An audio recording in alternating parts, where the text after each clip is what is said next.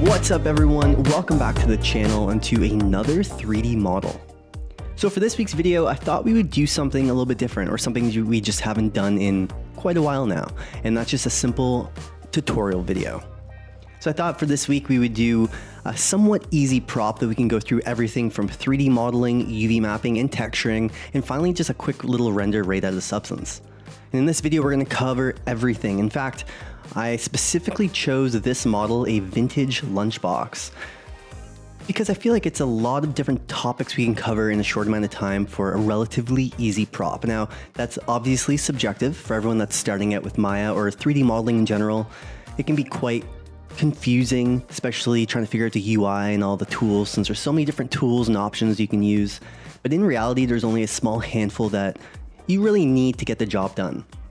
And I'm hoping in this video it's just going to help clarify some things, and hopefully you can learn a thing or two along the way. And this video isn't just for beginners or people new to 3D modeling, it's also for advanced artists that are just looking for different workflows or just looking at different tools.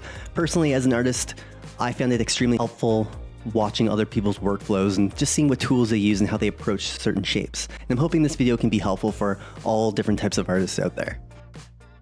So without further ado, let's just get started.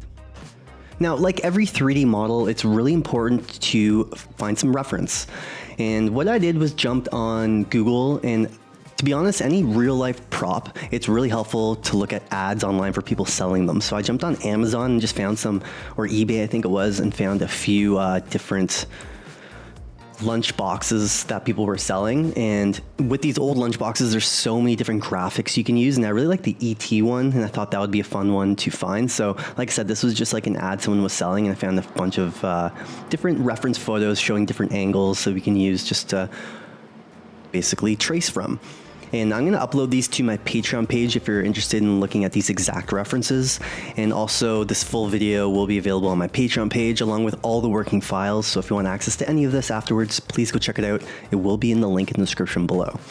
Now for this little reference thing, this little software I'm using is called PureRef. It's really handy. You can pin it to the top so you can keep it in the window while you're modeling. I like to just keep my reference on the opposite screen, but I thought for this specific video, just because we're doing a full tutorial, it would be helpful going over my reference as well.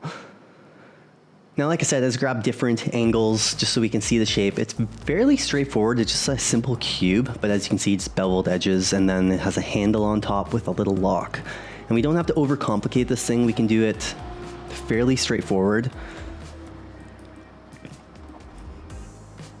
But here is a bunch of reference that I grabbed. Now, what I thought would be also helpful is using this as our texture. So when we jump into Substance Painter, I thought it'd be fun just to use this ET graphic. We can stamp on the front and the other side for the back. Now, these aren't perfectly orthographic, so we will have to jump into Photoshop to straighten them.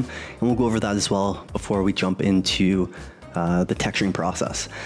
And then finally, besides all these different angles, just so I can see kind of how thick it is, I also grabbed a few stickers online that I thought would be fun so we can add some stickers on our lunchbox. What I really love about models like this is that you can add a lot of storytelling elements, and as an artist building a portfolio, I find it's actually a great option to choose models like this, something that's almost like simplified in shape, but you can add a really in-depth storytelling element, and you can really bring a simple prop to life. And studios and companies love seeing that, to see how you can add that wear and tear and kind of bring those elements to life, which would otherwise be very plain and simple. It's one thing to look at a really detailed prop like a machine gun with all these components, and it doesn't really even need good textures to make it look cool. But it's another thing to bring a simple prop like this to life and make, a simple lunchbox look cool. So it's fun, in my opinion, to tackle models like this. And if you're starting out and you're looking just to increase your skills as an artist, I think tackling models like these, that you can, like vintage props, so you can really add a lot of, like I said, storytelling elements into it, is a huge plus. And you can learn a lot throughout the whole process. So this one, old lunchbox, we're gonna add that wear and tear as well. So what I'm gonna do is kind of bring this back and forth off my screen. I'm gonna keep it on my other monitor, but I will bring it back to reference certain things once we come across them. Now, one other thing is we're not gonna make this true to scale. We're gonna make it more or less what size it would be in real life. But if you're really looking for that, you can find the measurements online. I'm sure you can just Google the dimensions and you can put those measurements into your shape, but we're not gonna worry about that for this video. We're just gonna make a simple lunchbox. Now, one thing I am gonna do is just go up to File, or sorry, we're gonna hit spacebar, and I'm gonna go to my different viewports, and I'm gonna go to the top view, press spacebar to go into it. And what I'm gonna do here is just go View, Image Plane, and we're gonna import an image. So what I'm gonna do is just find one of the references. I'm specifically going to grab this top down. That way we can I just wanna see roughly the shape so it's easier for us to stamp this graphic on later. So I'm just gonna look through my reference really fast for one of these. It doesn't have to be perfect, but just to give us a shape to work with. Let's grab this one. Where is it here? This one will work. Let's go open. And like I said, this is just to help us figure out the main shape. So I can start by clicking a cube, and we're just gonna scale this up. Assuming you know some of the shortcuts, like R is scale, E is rotate, and W is just your move tool. So I'm just gonna go to scale. I'm just gonna scale this up, where it's gonna figure out the width of this right away. Now I'm gonna move my reference photo because I want my cube to be centered in my world space in the software. So I don't want to move my cube off the center axis. Now this image also is skewed slightly, so we're just gonna roughly figure out how wide it is. Something like this. We don't have to obsess over it too much. Perfect. Now another thing, I don't want to see this in all my viewports, so I'm going to click that reference photo and we can just click the display through top. So I'm only going to see it in my top viewport. All right, so we have roughly the shape. Obviously this is too thick, so we can just scale this in a little bit more. Now I'm going to be looking at these as well, just to figure out how thick this object is, and we can kind of eyeball it. I mean, if it's really stressing you out too, you can import another image. You don't have to stare at it too much. We can do that right now really quickly. Actually go into the front camera view, just go image plane, and we can import another image really quickly.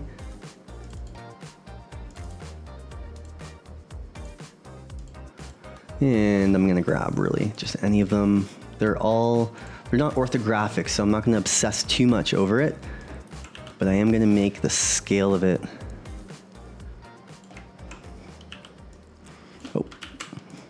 just so we know the thickness of our lunchbox. So this is roughly the size our lunchbox is going to be. Now we can play around with this as well. If I find it just looks a little bit too thick, which it honestly does, we can just thin it up a bit. But after we put on the lids, I think it's going to make more sense. So let's start off with one lid. It looks like one lid is basically mirrored to the bottom. The top has this little like attachment on the back so you can open it. Now, I guess it's important to quickly go over, like, we're not going to make this too high in polys, but also not completely game ready. It really depends on the environment this prop's going to be used. If it's for a video game, there's different ways you can go about it. You can create high and low workflow and, you know, bake all your details, the curvature and information, your maps, basically on your high poly mesh, and you can transfer that detail to your low poly in-game mesh. And I don't think we're gonna do that. We're just gonna start off by creating just a simple prop, and just something I wanted to get out of the way at the beginning because I know people are gonna ask. Just the little details, like how the lid attaches and stuff, really depends on how you're approaching the model. Like if it's gonna be a high poly prop or it's just gonna be a low poly in-game prop. So let's keep that in mind.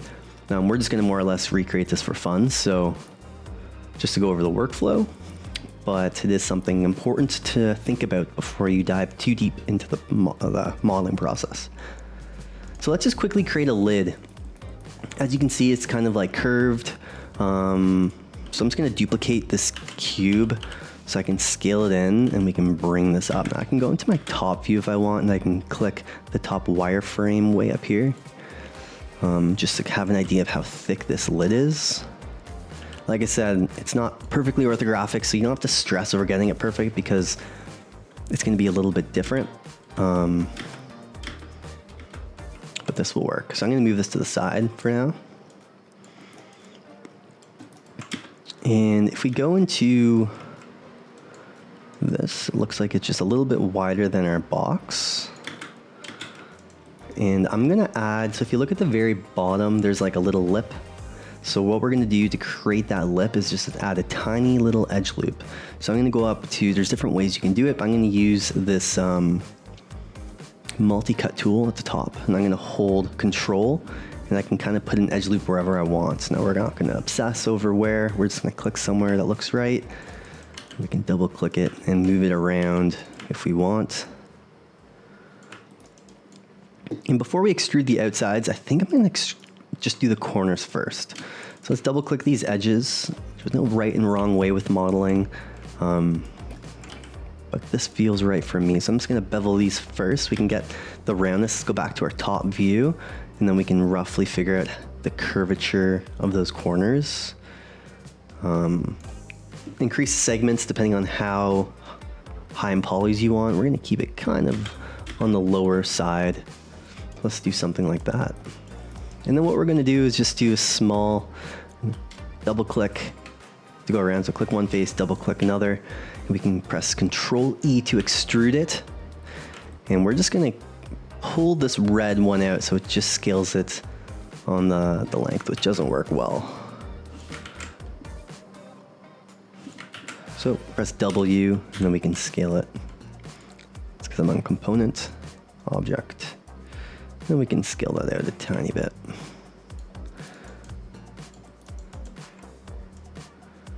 And what we're gonna do, I think it's a little thinner, so we're just gonna double click this top one. And I'm just gonna bring that down a little bit. Kind of create that little tiny bump. Now we're gonna do the exact same curvature. So if you wanna copy the exact same amount, you can go to our bevel, and as you can see, we have a fraction amount, the curvature of that, and then our segments. So we can actually copy this fraction number. Control C. So when I go to my box, I'm gonna double click those edges and give it a bevel.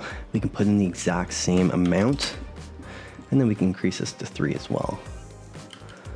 That way it's gonna be sharing the exact same curvature, and it looks like it fits the box properly. Now another thing is the top bevel, which is also important. So you can connect these vertices ahead of time. I'm gonna do them after, to be honest with you. Sometimes I find it just works better. And the main reason is because if I add a vertice, I'll actually explain this really quickly. Now it might not affect it too much on this one, but let's say I wanted to bevel the edges. Here, give me a second, I'll show you. Let's say I have all these edges, and let's say I added edge loops on all of them, so I connected all the vertices. I'm just doing this one corner just to show you the example. So we can go to bevel, and it's gonna limit how far I can go because of that point, because I have polys. Now we're not gonna increase the bevel that much, but it's just something I like to do after, because if you don't add these little edge loops, and then I wanna do my bevel, I find it just allows me to bevel further if I need to. Not that I need to, but it just usually gives me a little bit more room without hitting that vertice. It's just a personal preference, to be honest with you, but that's why, so I can give it a little bit of a reasoning behind it. Now, it's a very small bevel, so we're gonna keep it pretty tiny, and I'm just gonna add a 1 in there. All right, so we have our lunchbox lid. Now, obviously it's looking a little bit squared. This needs to be round, but what we're gonna do is actually smooth that. So this is an important note as well.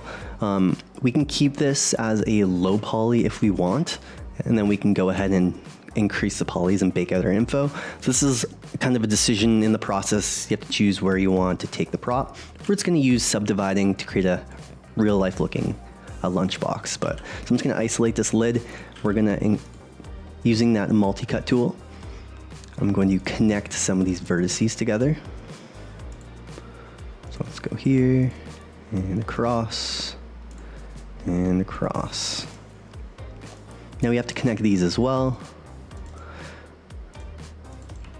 Let's just go ahead like so. Triangles are okay. I know people starting out are told you have to keep everything in quads, which you do, and it's important to do that, but on edges and areas where the geometry is not bending, you're not gonna see artifacts, it's completely fine. So if I press 3 to preview smooth it, you can see we're getting a shape kind of like a lid. Now I don't like how much this is, it's a really hard edge between this, so what we're gonna do is press 1 to go back, and we're gonna add another edge loop holding control, and I can put one here to basically strengthen up. So if I press 3 to preview smooth, now there's a harder edge in there. And I think it's even more, so what we're gonna do is actually double click this edge, and let's give it a very small bevel. There we go. So now it looks like the metal actually goes up. We can cheat this a little bit if we really wanted to. We can double click this and we can pull that geometry down slightly. So now it looks like it kind of folds behind a little bit more. Now, one thing you'll notice when you're preview smoothing or adding, you're subdividing geometry. If you look at this edge, it's completely straight, and when we press smooth, it kind of gives it like a slight bend. And the reason because there's no supporting edges between basically this whole edge. So it's bending from this vertice to this vertice. If you want to strengthen it up, so here's an example once again of it preview smooth and it's a slight bend. Well, we don't want that in our lid. So I'm gonna go ahead to Mesh Tools, go Insert Edge Loop. And I'm gonna go to equal distance. I want them to be equal on both sides. So what we're gonna do, or sorry, multiple edge loops, since we're gonna add 2 edge loops, I want them to be equal. So I'm gonna press 2, because I want 2 edge loops. And we can click, and it's gonna basically make an equal gap between. So what I can do next is just double click these edge loops and scale them. So now when I preview smooth it, it's actually keeping a much straighter edge. And if you want it even straighter, we can go a little bit closer as well. Now, as you can see, it's much more straight.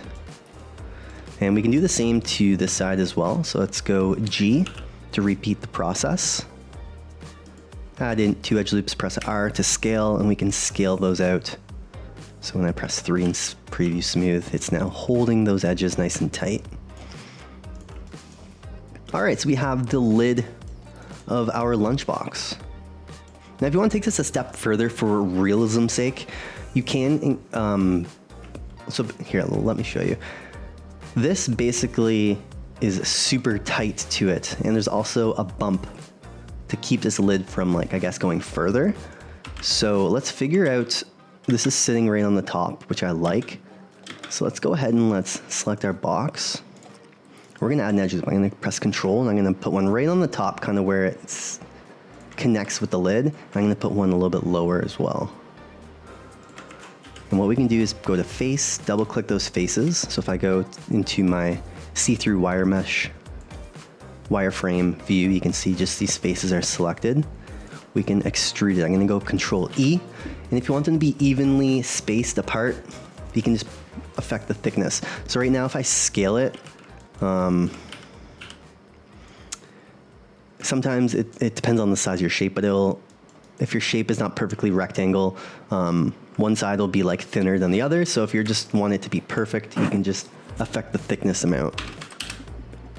So let's just put in a value that works, maybe like 5. Let's go a little bit smaller, or sorry, bigger. I meant. Let's go to 0.1. So if I press 3 and preview smooth, it's gonna create that little bump. Now don't worry about the bottom because we haven't done that yet. But to be honest, there's a lid on the bottom and the top, so let's just go into Object. We can just delete both of the top and bottom faces on this, since we don't need them. We're never gonna open this box. So when I press preview smooth, you can see it kind of creates a little bit of a bump. Now I think comparing it to my reference, it's just a little bit wider than our top is. And right now they're kind of the same size. So let's just double click these bottom faces, and we can drag them down a bit. And then for that thickness, let's go back to our bevel in our attribute editor. This keeps all the information of your previous stuff unless you delete the history. So I can actually go back and change, sorry, the extrude, not the bevel. So let's go, where's the extrude?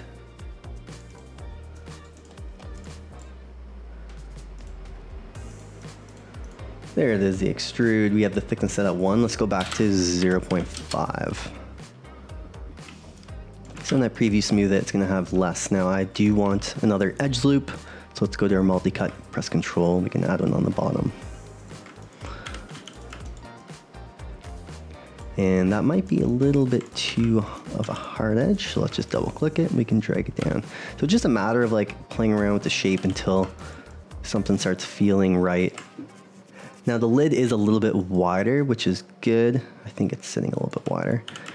It's maybe too wide. So what we're gonna do is just scale this in a little bit, so it sits closer to our box. And what we're gonna do is go back into this. We're gonna isolate it. Let's double click. So let's add another edge loop on the top, just like we did to the bottom. What we're gonna do is select all of these edges so I can bring it down. So it's unisolate, unisolate, oh, that's a word. And we can bring that down because I want this to be right underneath the lid. See, it goes in, you can see where it bends into where the lid is. And I kind of want to create that look. So what we can do is just select all of those edges, vertices, and while preview smoothing it, I can just move them up to a desired spot, something like that maybe. And it's a little bit rounder. I think it's a little bit, so let's just bring these up a bit more. Honestly, it's a process of going back and forth until something works. But we can add one directly in the middle. So I'm gonna press, with my multi-cut, press Control and then Shift to snap, and I'm gonna snap it right in the middle. And we can double click that edge and just bring it, scale it outwards. So I'm gonna purposely make it a little bit more round.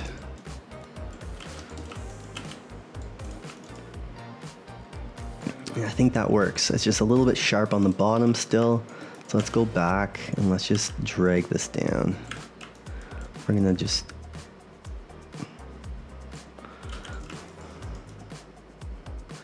I think that works.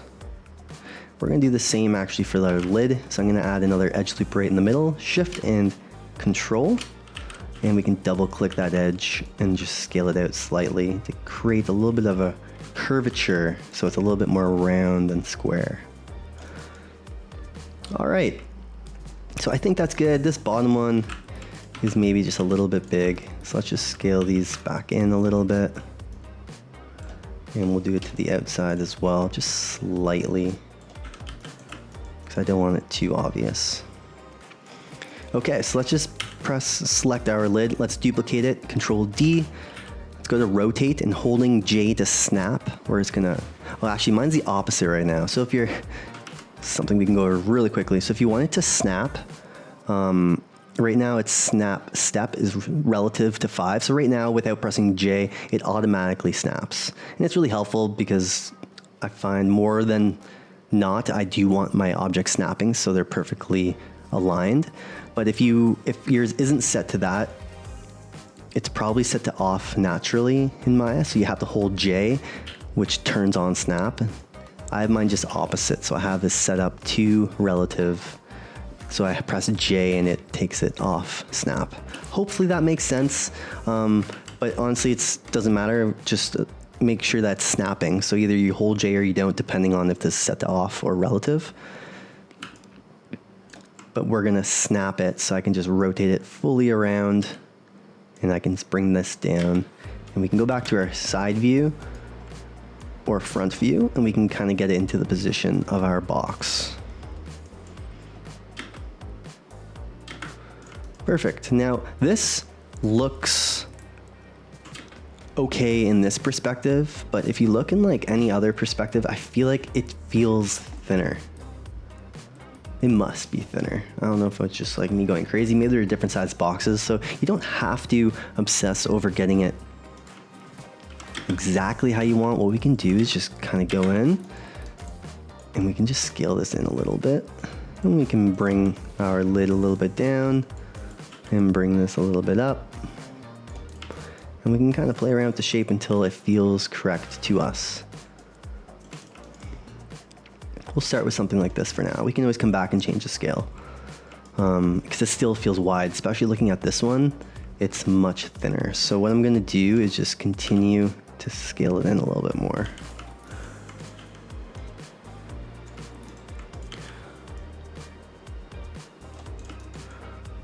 I think that feels a little bit better.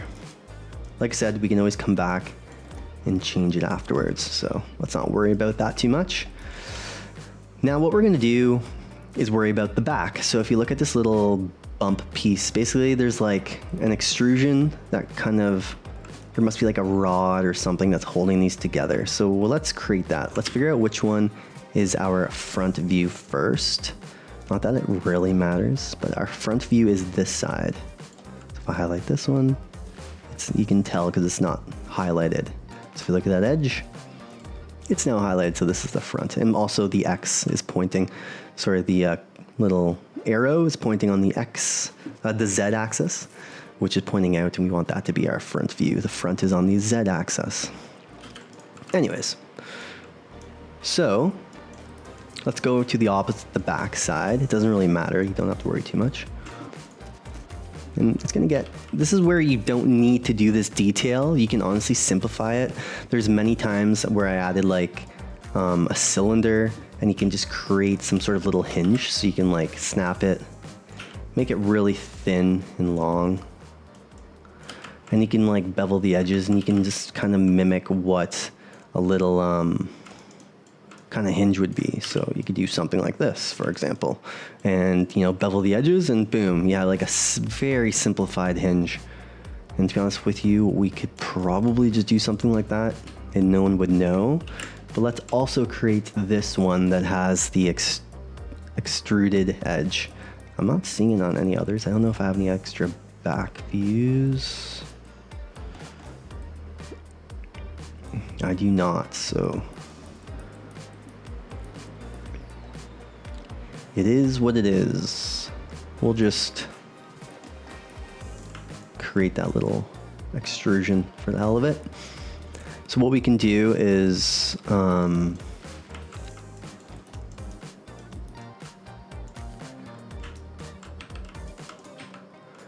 gonna duplicate it. So what I like doing before I start doing any big extrusions, or if you're changing up the shape quite a lot, I like to duplicate my work so I can easily come back to it. So we're just gonna duplicate these objects. They're here. I'm just gonna Control H to hide them. And you can unhide things by selecting them, pressing Shift H to bring them back, and Control H to hide. So I have them as backups just in case I mess up the shape, let's say. So we're gonna add 2 edge loops. So back to Insert Edge Loop, to Tool Settings, make sure its number of edges set to 2. And we can kind of eyeball where we think. I'm just looking at this reference. Actually, I'll keep it up on screen. I'm just gonna roughly eyeball where this is. In fact, I'm just gonna use these little spots. I think maybe that's a little wide. We'll add 2 more. Let's press G to repeat the process to add 2 more edge loops. These will be our little cutouts right here. So let's highlight our lid. We can go ahead and just delete. Holding Shift, I selected all those faces, and we can just deselect, so we only have these ones selected, and let's just delete it. We can go ahead and delete our bottom one too. And what we can do here is go to our vertex. We can highlight these little vertices, make sure it's only these, not the opposite.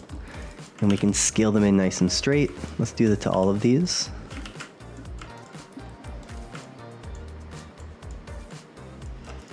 Okay, so we have our lid.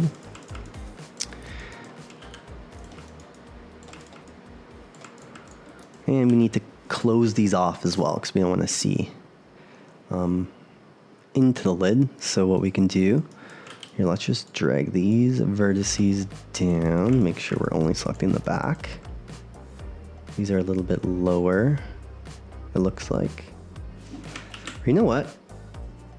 We're gonna simplify it because this one I'm debating because we can drag it down like I was going to do. And I feel like it's gonna just overcomplicate the shape. So let's simplify some stuff. So we're just gonna keep it like this. I'm gonna isolate this. And let's go ahead and just connect some of these edges. So what I'm gonna do is press 2 edges, and we can go bridge. I'm gonna do these 2 edges, bridge, And these two edges, bridge. And then we can add one edge loop. So pressing there's multiple ways you can do it. If you don't like using a multi-cut tool, you can do the edge loop and set this to 1, and it's going to automatically snap it in the middle. So we can add a little edge loop here. That way we can use our target weld tool. Right click and go to vertice. If you want it to target or center, we want it to target. So we can click our first one and drag it to snap to the outside. Now if I press smooth, it's gonna blow up because we have no supporting edge. So let's add some supporting edges once again. Let's go to insert edge loop. Let's go add 2 vertices, and we can plop them right in the middle and scale them out so they're close. So we press preview smooth again. Now it's supporting it. And in fact, we're gonna do that twice. We're gonna add another supporting edge, which I find works better. Now it's holding it nicely. And you know what? It's pulling a little bit this side, so we can do the same thing on this side. If you want them to be perfectly aligned on both sides, you can add just one. You can also just be working on one side and duplicate it over, but it's a simple shape. We can do both at the same time. We can scale these in so they're equal on both sides. Now we have a nice lid. And we forgot to do this side too. So let's go ahead and just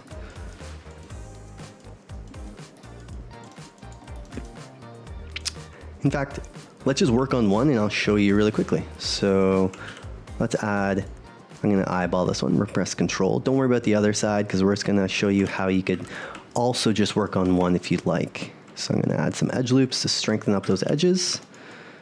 So we have some nice edges there.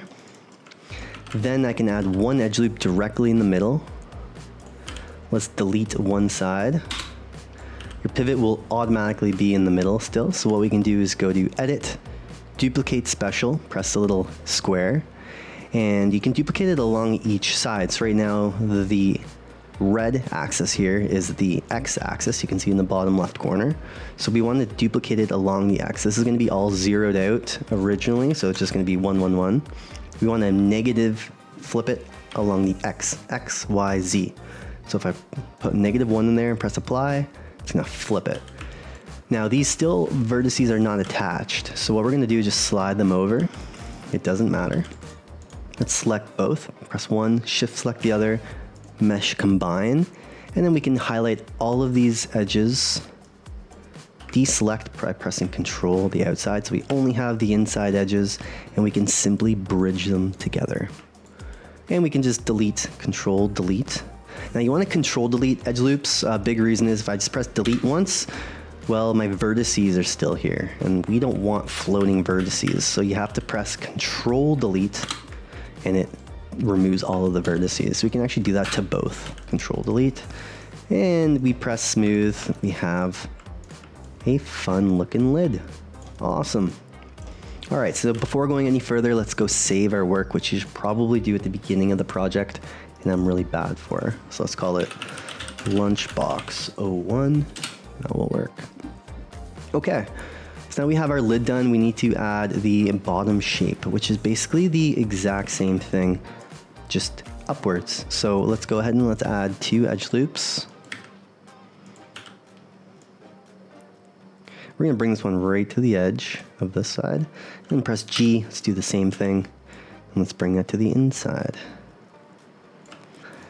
All right, so we're gonna work on one side once again, just to make our lives a little bit easier. So what we're gonna do,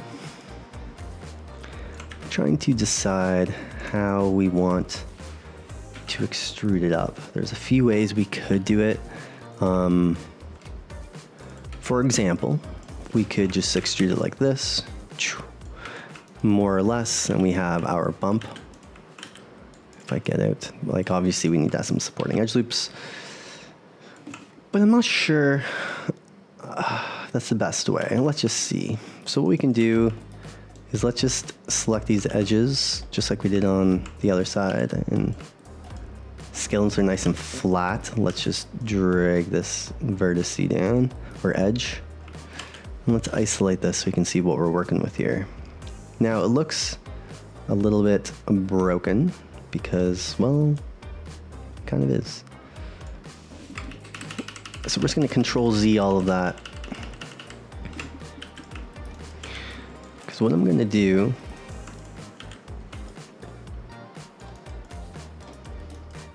I'm just deciding how we want this to go. We just want to create a little bump, and it's part of the box. This one's a little bit different than the one we're creating, just to simplify the shape slightly. So let's isolate our box again. We're going to add an edge loop up here. And I'm going to delete these edges. If you press one vertex, shift, double click the other. Oh, sometimes it puts them in a row. This time it won't because it's not a full edge loop. That's fine. So we can kind of see where our gap is, which is nice. So now we can basically press these edges. I'm going to extrude them upwards. You'll see what I'm doing in a second. We're going to go to here. That way I can just snap these edges. I mean, we can do this after, so let's just keep going. Actually, we'll just do it now. Sorry, I'm all over the place. I'm trying to think as we go. We can right click. We can just snap this vertex. And we can double click these edges and keep going up.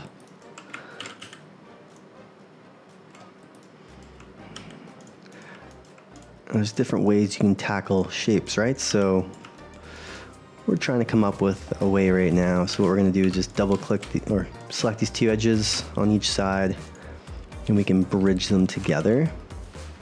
So we have this little weird looking shape that needs some supporting edges. So let's go ahead and using our multi-cut tool, we can just eyeball it. I mean, if you want it to be perfect, it's probably better to use insert edge loop.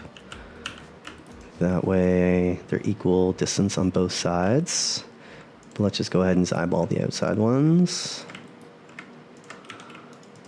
So when we smooth it, it has this group. Well, we need one on the top. Very nice. And that will sit in. Now we just need this to be a little bit rounder, so we're gonna fake the roundness. So what I'm gonna do is add another edge loop right in the middle by snapping it, holding shift. And let's select these ones and let's pull this out. And we can kind of match the width of this one. Oh. What we can do is select these little edges and we can just pull them really close by previewing. We're going to be basically colliding.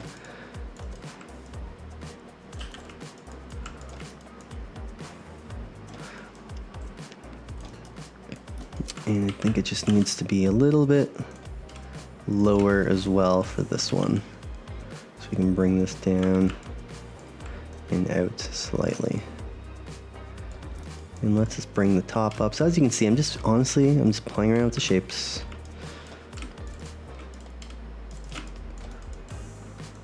We're gonna make it a little round.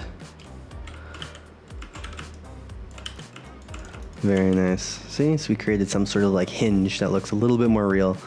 Now what we can do is just basically duplicate this. So let's just go ahead, just like we did the top, we can snap one edge loop right in the middle on both sides. Not like that, like that. We can just delete one side. And let's just, now you already minused the x-axis, so you can just duplicate this since none of the settings changed. Slide these over. Combine both sides, mesh combine, and select those edges on one side. Go bridge, and then while they're highlighted, just Control Delete, and same thing on this side. We're gonna go bridge, and then Control Delete. All right. So we have our box looking more like a box. Now I want to make it, I think, a little bit more round here. By previewing smooth it, I'm just gonna eyeball this and go with that a little bit rounder. There we go. Something like that will work. Now if you think that's also a little bit too thin, we can go to our viewport here. While both are selected, we can go vertex and select the inside edges. So I'm selecting just these vertices. We could do the ones on the bottom too. There's ones that you can't see, just these ones here. And then we can just scale this inwards to make those a little bit bigger. So the hinges feel a little bit wider, which I think would be probably more realistic. All right. So now we have that box basically set. We have to do the small components. So we just have to do the handle and the clip, which should be pretty straightforward. So let's go ahead and let's start off, I guess, with the handle. I'm not sure what this specific handle looks like. They're all the same. It's just like a simplified little shape here with, here's an angle with like a metal piece and a plastic handle. So let's not overcomplicate this. We can create, first off, let's start off with the metal end piece. This tiny one here. This is a good top-down view to show kind of what the shape looks like. So let's start off with that. We're going to drag this out. Now this is the front. It sits on the very front. So let's go in. Put that on our mesh. Let's move this aside. We're not stressing too much. Once again, you can import the front if you really want to know, like, okay, how, here, look, we can name this back.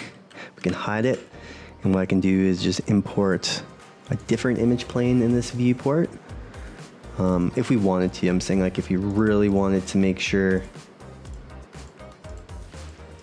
product modeling or something, you can import like a front image. Obviously this is skewed slightly. Let's just kind of ballpark it.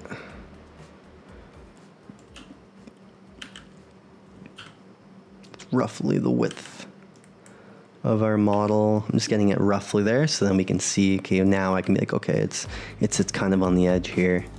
And you can simply just like trace it. So let's just do that. Let's grab these vertices, let's drag them out.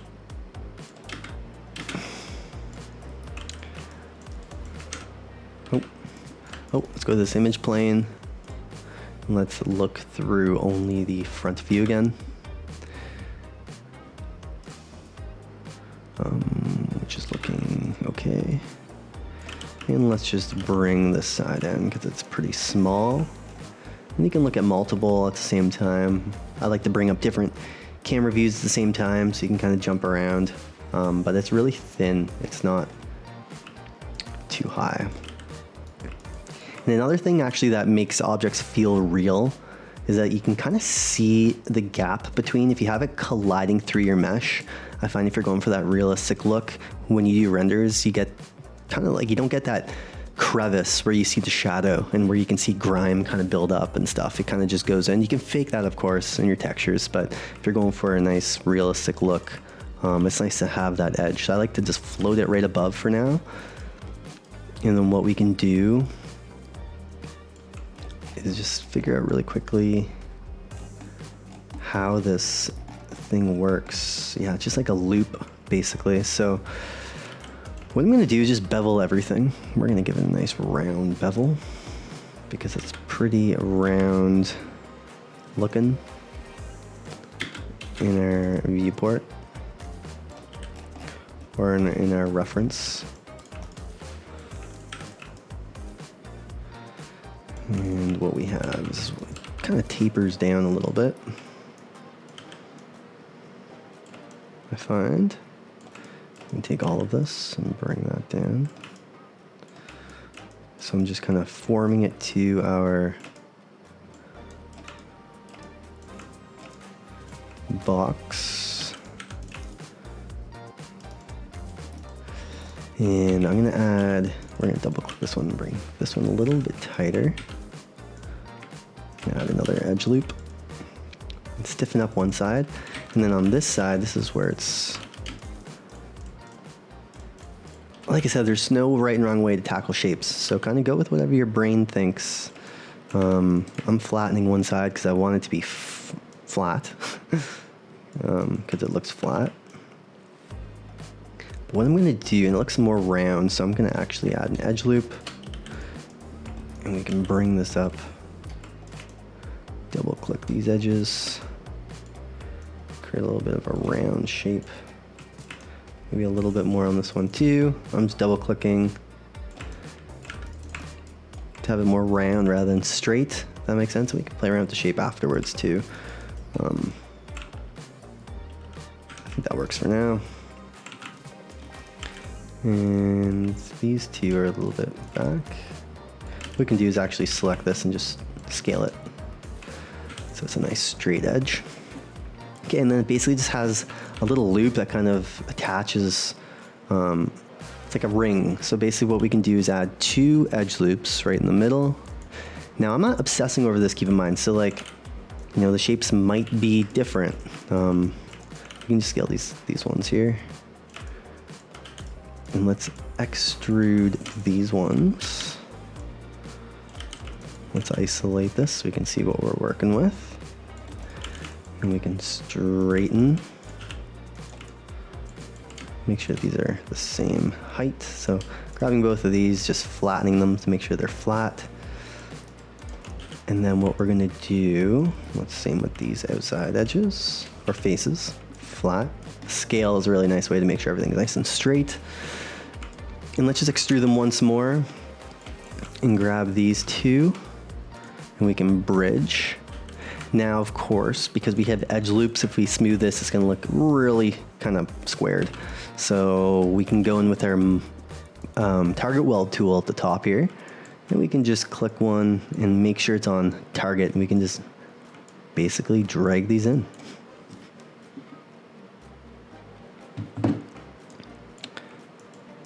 And the nice thing about this is that it's going to be a little bit more round, and we can actually go through and just select these and give it a nice bevel. We can go all the way, maybe add one more, and create that round shape. Now, of course, we do need more supporting edges, so let's go through and let's add one on the outside, one on the inside, outside, one on the inside, and then one on each end, which I think will work. You can play around with the shape a little bit more, because there's just 2. Select both these edges, they're just not happy here.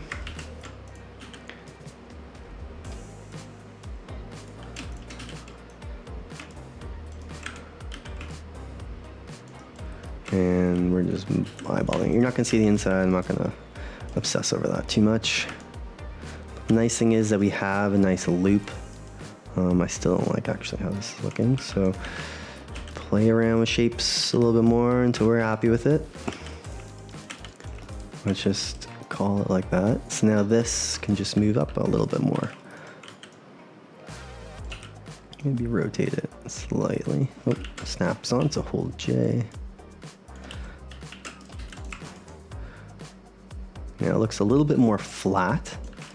So what we can do is just simply scale this in, because it's quite round. I think that'll work. If anything, it's actually a little bit more flat than I thought. So we can square this side around the back a little bit more.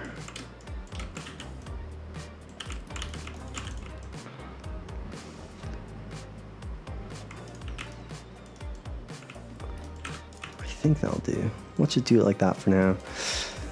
And it does go inwards, so if we wanted to create that realism, let's select all of these, just double clicking. So I have all those inside faces, and we can just simply extrude this in, or scale it in so it's hidden. And let's add one supporting edge on the outside.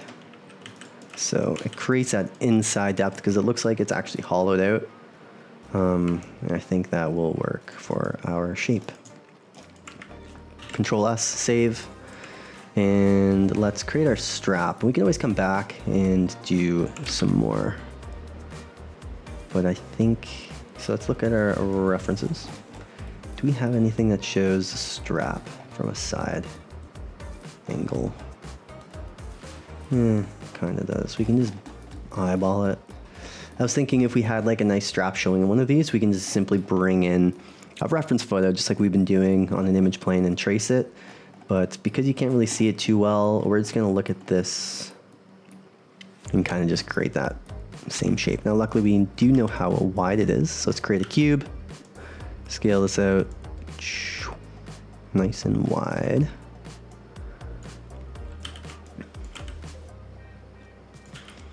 And nice and skinny. If you're looking at how skinny that is, it's a pretty skinny shape. And what we're gonna do, just gonna bring it, there's a little bit of a gap. It goes actually basically to it.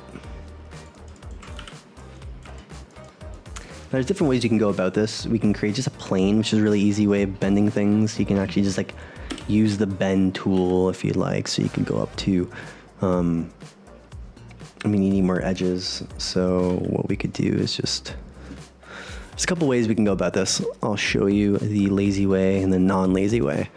So I usually, sadly, use the lazy way a lot. So I would just add 3 and then I would just manually bend it, which is not lazy. It's actually really quick and easy. So you can just select these. You can even scale it, which is one way to do it. You can do the exact same thing. You can Control Z if you wanted to use the, but you need more edges usually, but you can go to Deform, go to Non-Linear Bend, and it'll bend the shape. So all you need to do is just hold, well, you have to snap it, which is snapped. Make sure it's straight, which it's not. And then you can bend it depending on how you want to bend it. So you could do, you know, you get the idea. To be honest with you, I feel like that's even like more work. It's better when you're creating, like we have higher poly meshes and you need to bend something really nicely. That works really well. But in this case, let's just go to 3 edges, add the 3, and then move those up, deselect the outside, move this up. Let's create our little bend we have with this shape. And as you can see on the outside, it's kind of like a hole, more or less. So what we can do is let's just smooth this out once. No, let's not yet. There's a very tight bevel at the end. So let's just add, what we're gonna do is just focus on one side and we can just duplicate it. I think that's probably the easiest route. So we can select these 2. And we can go Control E, and we want to scale them on the component. So we can scale them on each end nicely, even though it's not nice. Do something like that, and we can just rotate. Oh, first my snap is on. Oh.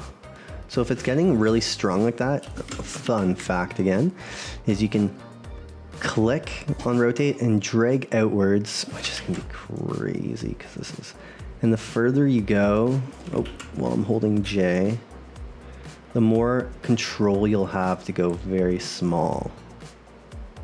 I don't know if that makes sense, but I hope that makes sense. Basically, the further away you pull your mouse, the finer increments you can move it. Let's delete those. Let's select these edges and we will bridge them. And we have our cutout similar to our reference. And if we smooth it, it's going to look a little bit wonky because we need a couple supporting edge loops once again. So let's go add 2. We want 2 on the top, 2 on the bottom. Let's press 3. And we want 1 on the bottom, 1 on the top. Flip it over, 1 on the bottom, 1 on the top. Let's add some on the inside as well, so it doesn't crash in on itself. So we look like something like this. Now it's holding its shape a little bit more, so I think we need a couple extra supporting edges. We need one on this side. Maybe I want to take away this one.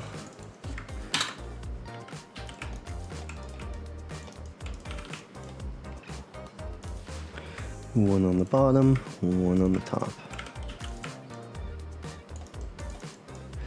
Now I don't like how square it is, so we can, once again, we're just gonna play around with the shape. Object.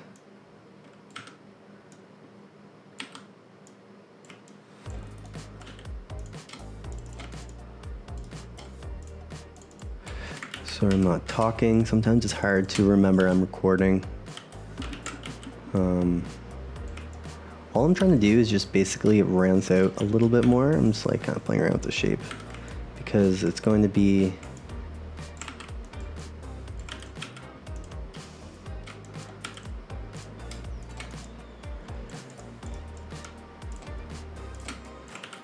I'm just trying to round it out manually, slightly myself.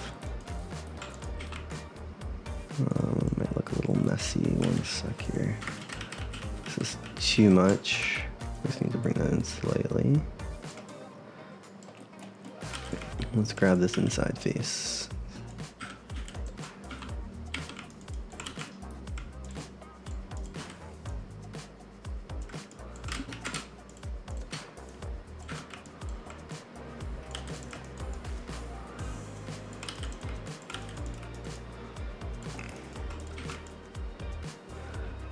Now what we can do, as you can see, we are just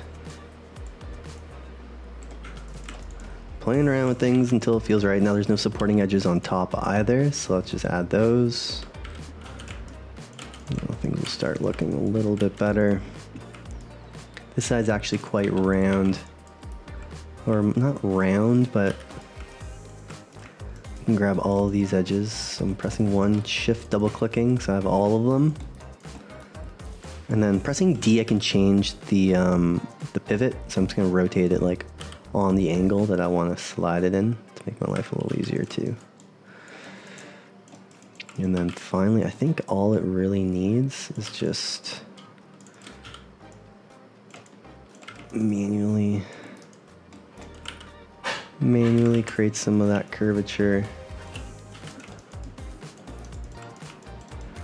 And then this, select them all. Once again, D, so I can change the rotation. I just want it to slide in this direct, like in this angle. We can just slide it into our hole, into our little shape here. And actually, that's not true. We're gonna go just a little bit closer because what we need here, still looking a little bit, we're gonna just double click all of these inside pieces, flip it over, and I'm going to, so you can also like change the rotation, so I want it to be in this direction, then we can center the pivot, which I should be able to do. So if I basically now double click them all, and then I go custom, it's now using the custom direction, but it's centered rather than sticking to the bottom, if that makes sense. So now I can just scale them in a little bit thinner to create a little bit more thickness. And that looks a little bit better. Now I don't like how much of an edge there is here. So what we can do is just shift select, put one in the middle, and then when we go into here, we can just manually increase that bend a bit more, or play around with it until it feels better.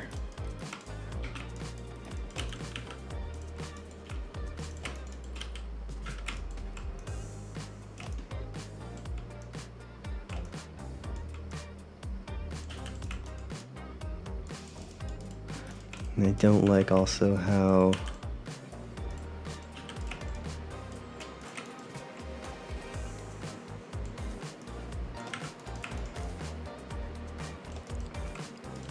it gets a little bit too tight here. So we're actually just going to delete one of the edge loops on the outside. We don't need both. And then what we can do is just continue to refine. So I'm just gonna drag this one. I want it slightly rounder on the inside, or to give it that look like it's. Hopefully this is helpful, just seeing, you're playing around with shapes. Don't stress too much. We're having fun. Kind of, the more you play around with it, the closer you're gonna get to how you want it to look. So anyways, this will do. This side's looking a little bit,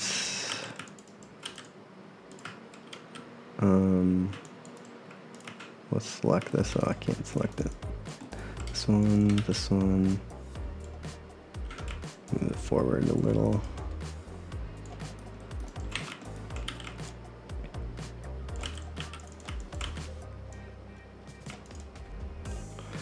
Let's see if we add one in the middle, what that looks like. That's not bad. I just don't like these. So what we can do is just drag these in. Create some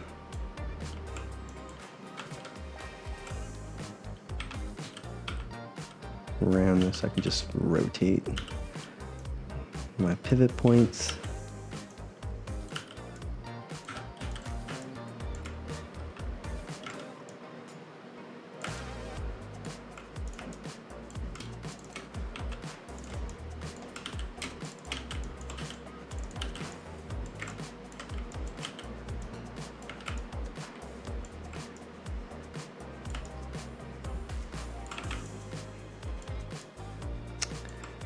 And we're just playing around with this a little bit. Let's just call it like that so I'm not taking up too much time. Now the other thing is just creating this little bar. This needs to float a little bit higher because we don't want it completely crashing through. And this can be this thing can be a little bit closer. So take away our floor. I don't like seeing the grid. It's just annoying me. I just preview smooth them just to help see what the shape's looking like. Okay, we're gonna save. Next, I'm just gonna create this little bar, which is very straightforward. We're not gonna overcomplicate this one either. So what we can do, drag it close.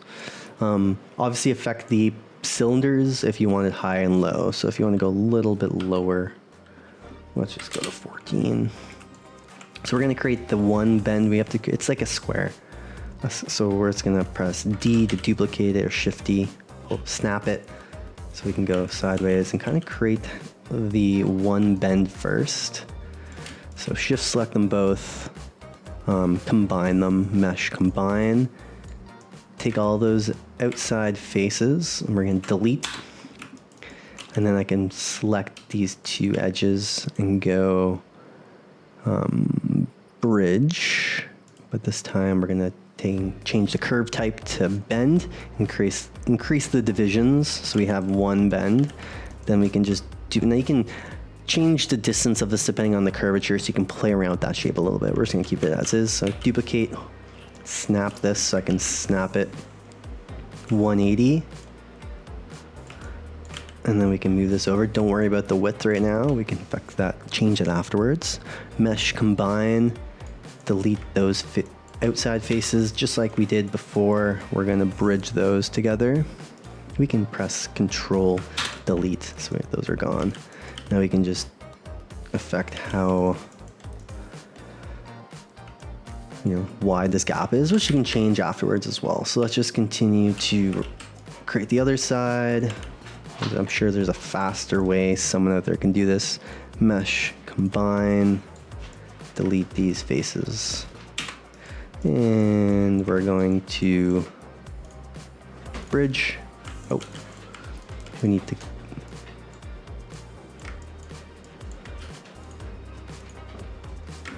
Control Delete. G, Control Delete. So we have our little ring, and then a nice fun way, well actually we can just right now think about how big we want this. And I'll show you.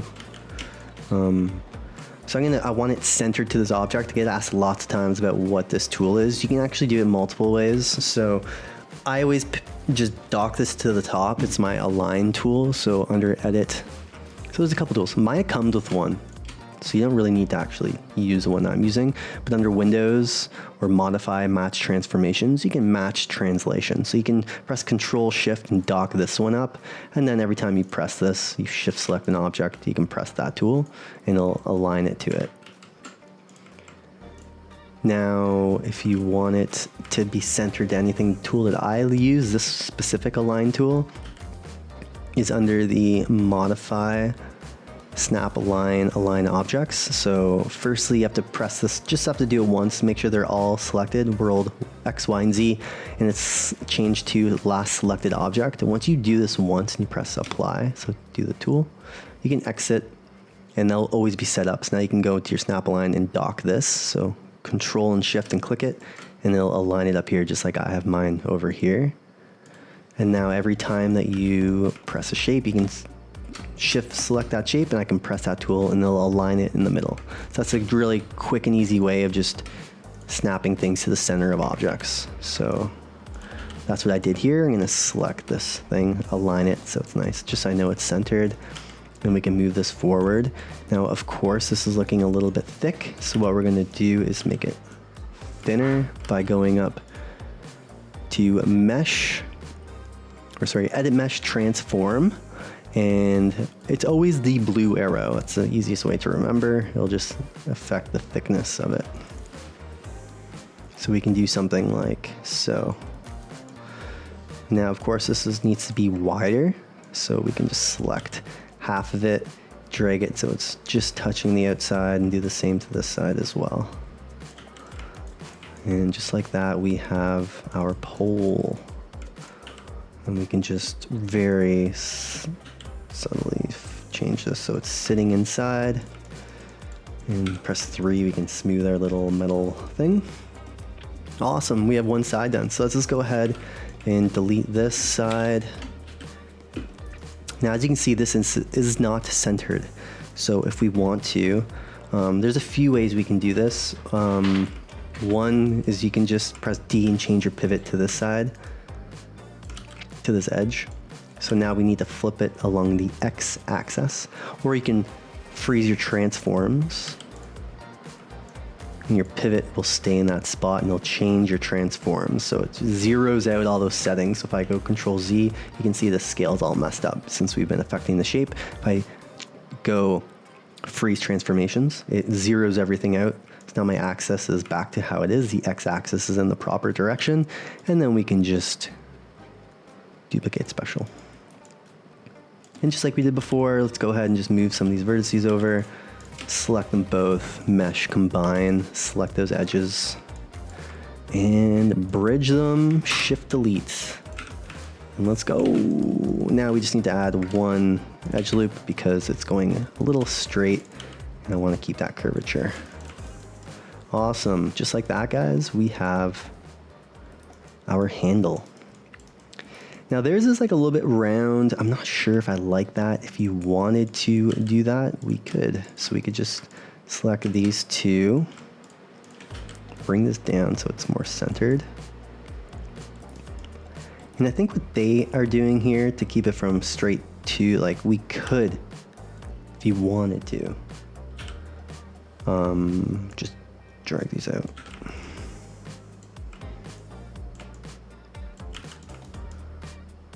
And we can kind of create a little bit of some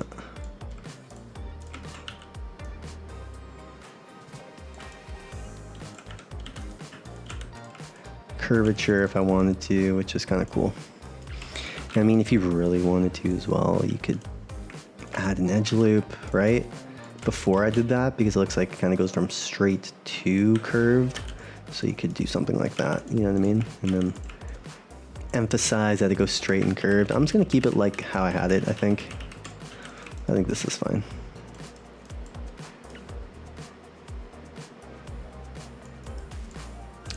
I think it will do. So we have our handle. Actually, I'm not even sure if I want to keep it so rounded. I think that's better. Okay, let's just actually isolate this. I'm just getting picky now, but it's okay to be picky. Just make the bottom a little smoother and a little rounder.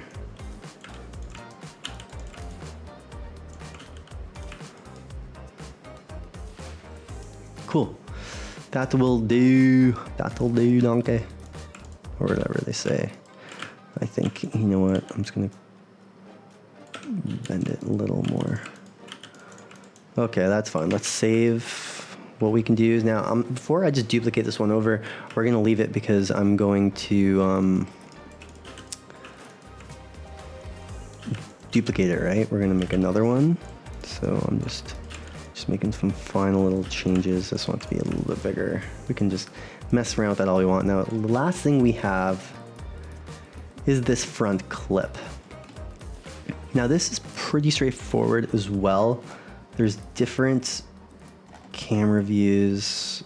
We can just like get creative with how we want this to work. I think this is just a good view. We don't have to obsess over it. So let's just do, and it's on the top. So I want to make sure it's here. So let's just do this thing. All right, we're gonna add another cube, and it goes right up to the opening, basically. I believe it goes right over that bump. We can bring this one in, bring this one down. It goes almost down to where the buckle is, as you can see. Mine's looking a little bit wide. I just want to bring this. Now, a big reason why I'm not scaling this in is because if I scale it, it's going to become skinny, and I want to keep that thickness. So,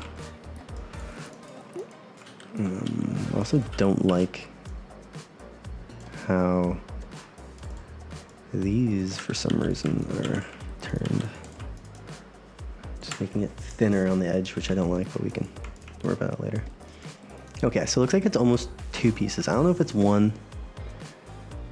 Is it one? It kind of looks like it's two for some reason.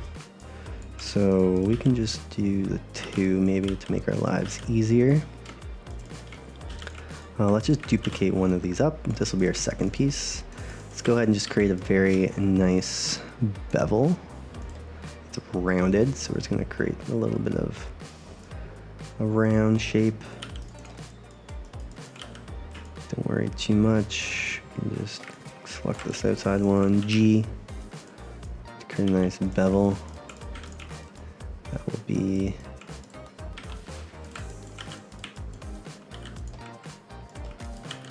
bring this up so it's almost crashing through, and delete it. You know what? I like creating that seam, so I'm just going to double click and actually extrude it in slightly. So as you can see here, I just basically creating a little extrusion, so I can actually create that gap. Like I said, you can see it kind of bend around underneath, and in reality it's just like this. Okay. And then we can add one right in the middle. So, all right, something like that will do. Let's make it a little thinner. Oh, center the pivot, make it a little thinner.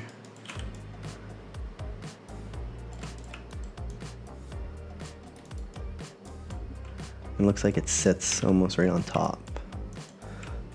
So we can add one in the middle. Let's connect some of these vertices using that multi-cut tool. We can go ahead and just connect some of these together. And do the rest later. I just don't know if I want to make it go up like this. It just seems like it's kind of doing here for some reason.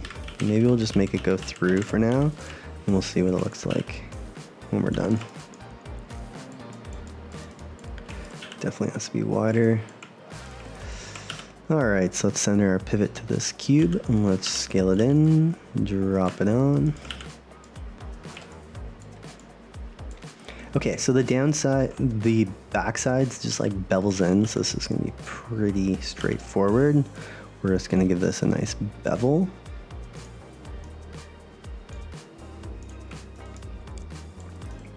And you can affect the depth if you want. If you want it a little more straight, I think that will do.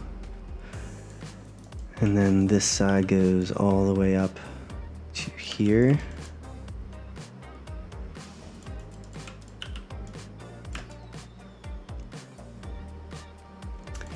And then we have some weird shapes going on. So let's create some of that. First off, we're gonna add one, so holding Control, I'm gonna snap an edge loop so we can just connect this outside one. So now I can do full edge loops around. And we're gonna create one kind of in the middle, so I'm just gonna snap to the middle. We can double click and just bevel to kind of create our little hole where this hole is. And we can add one that's going to go here, like so. And these can kind of snap in. So this will be our little cutout shape. And then we have the same thing on the top. So let's go add 2 edge loops. And it looks like it's quite wide. And this can just delete as well. Let's delete the bottom edge. So all we're left with here is this weird looking shape.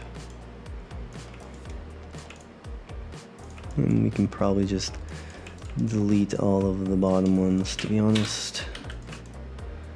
And maybe not this one.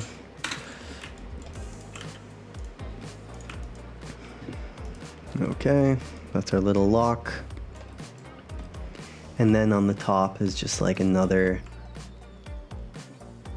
it's a simple cube. So it's using our align tool, we can just align it.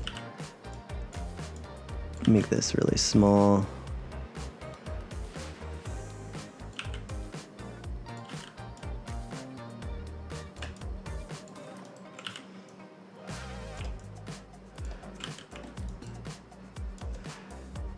And this we can just bevel just like we did to the other one. Create some nice curvature so it's similar in shape. Smooth it. I use this soft edge, so sometimes when you do those you'll get these like little hard edges showing. Well, under mesh display, soften edge, I just dock it holding Control Shift. You can click it and dock it up here so you can just smooth it out. It's just easier to look at, in my opinion. Something like this, I guess, will do. Let's just delete one of these edges. All right. And then we have this little loop. It's like a half loop, so we can actually just simply add a cylinder. Let's rotate this sideways by snapping it. Make it smaller. If you want to save on polys, definitely just cut this back before. But let's just go ahead and deselect these top ones. We can delete everything. Grab these outside ones, extrude them so it's longer. And then we can just select all of them, go Control E to extrude, and we'll give it some thickness. Let's give it maybe a 1 thickness. That's too much, so let's go 0.5. 0.05 will probably work fine. It's like a weird kind of long, narrow shape, or something like this. And let's just affect that thickness again. Let's go higher to like 9. I think that will work.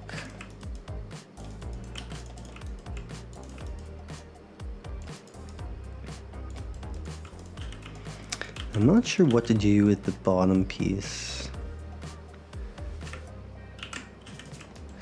I don't know what I want to do there.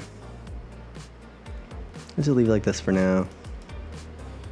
What I'm gonna do is just figure out the bottom clip, because I don't know how this works right now. It's basically like a long, almost like so we're just gonna insert another cube. It's basically like a long, thin cube that curls up at the back. So it's like this, and then there's like an opening for this to go into. Just extrude this end up a little bit because it kind of curls, and once we've smooth it, it should curl nicely. Let's just curve this out.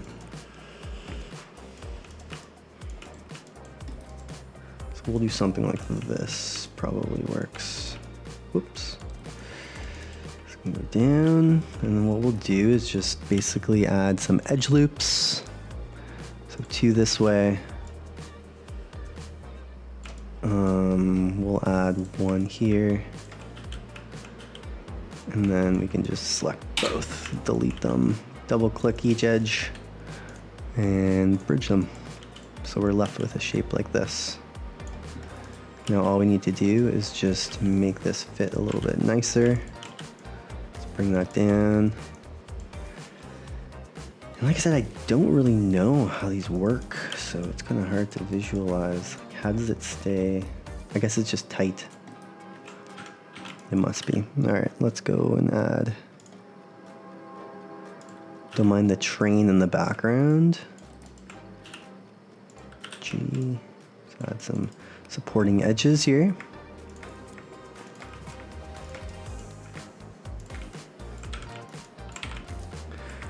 And let's add some supporting edges here. So we're left with a weird looking shape. Oh, 1 more here. 1 more here.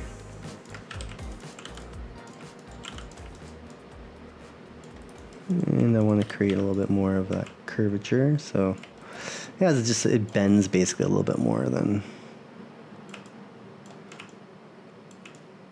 I thought. So just bend this. Oh, snapped. Once again, drag it out, pull away, and you can have more control.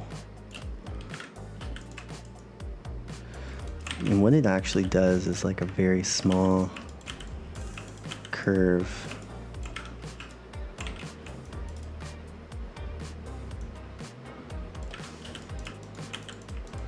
Like so. I think that works. What do you guys think? I think that'll do. Now we just need to do this one. So this is the same thing. We'll just bring it up a bit so it's not floating. And I kind of want to create some thickness for this.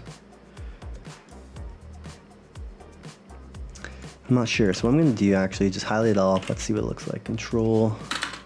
Let's just give it a little bit of thickness. And then this will have to be adjusted.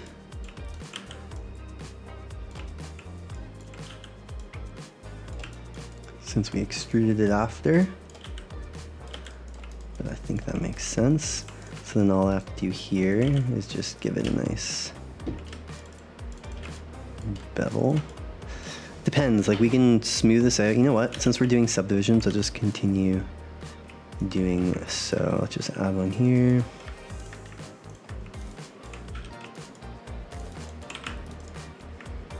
One along the bottom.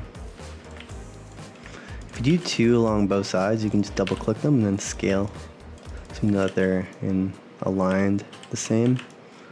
And then we can add one, maybe one more along the top. Nice. So we have this like rounded.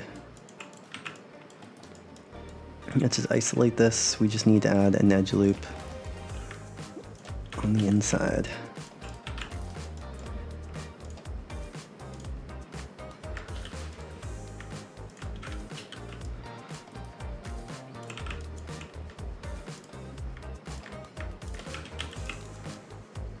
There we go. And this is just looking a little bit. All I'm doing is playing around with these shapes, just trying to get some better curvature. on the back. And if you want to just bring it up slightly so you can see that seam. Not see the seam, but you can kind of see where the light starts bending underneath it. And you'll get some better results when we go to the rendering. So let's just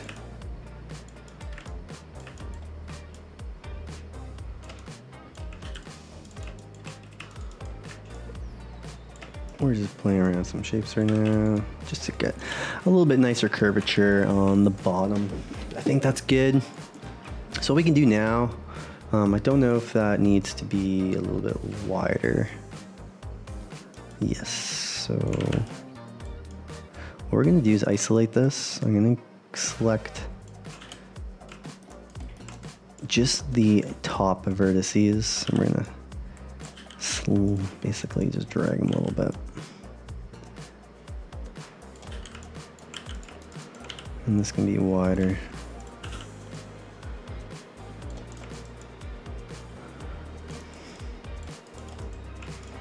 And we're just gonna smooth it. Cool. I think that will do. I'm not sure, like some of the old ones have, here we go,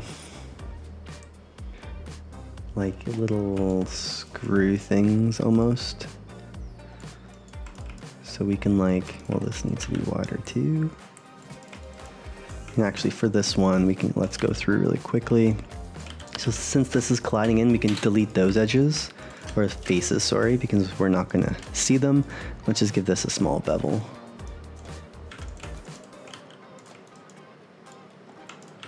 And then this I wanna create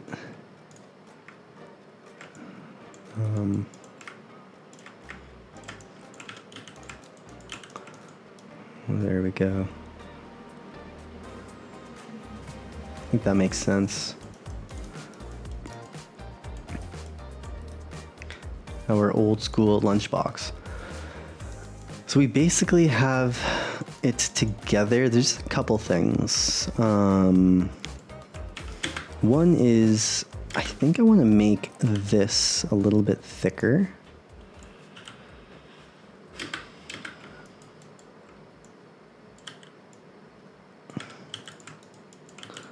So a little bit wider. It looks quite wide in this one. I feel like ours is not wide enough. A little bit bigger.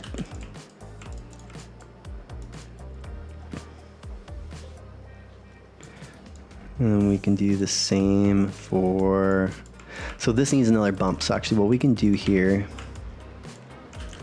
let's just bring this up. Another way is simply duplicate it and rotate it. Bring this up to where we want that little bump on the bottom. Drag these low just like we did before. Let's merge these or combine them.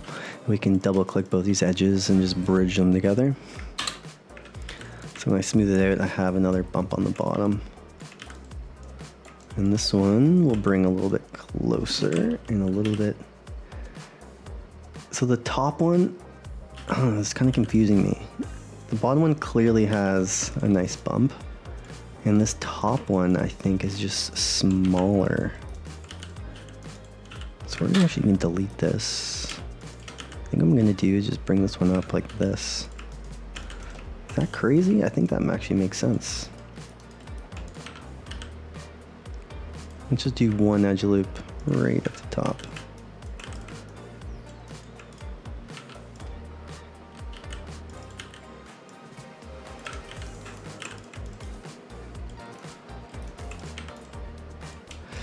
So I'm just going to play around with these to get a little bit more thickness here, just slightly. I want it to be different. I want the bottom one to be more obviously like a big bump. And then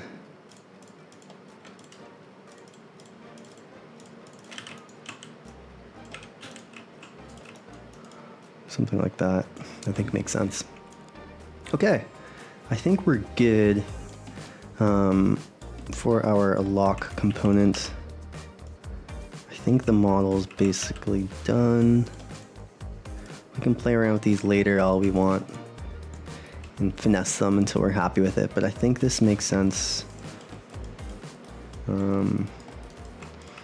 The only thing is now we have to bring these up as well. So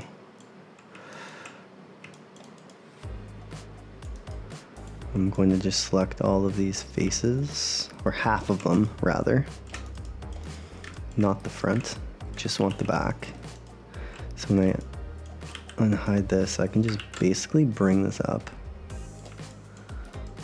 which I think is gonna work nicely. Let's just grab these to make sure it's nice and round. And that still works nice. And then we have, ooh, that's why we didn't want to.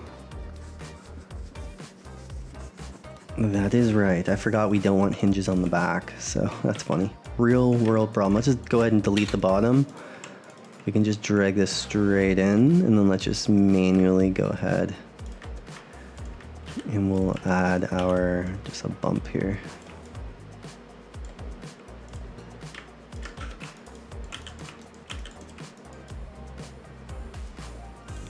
Like so.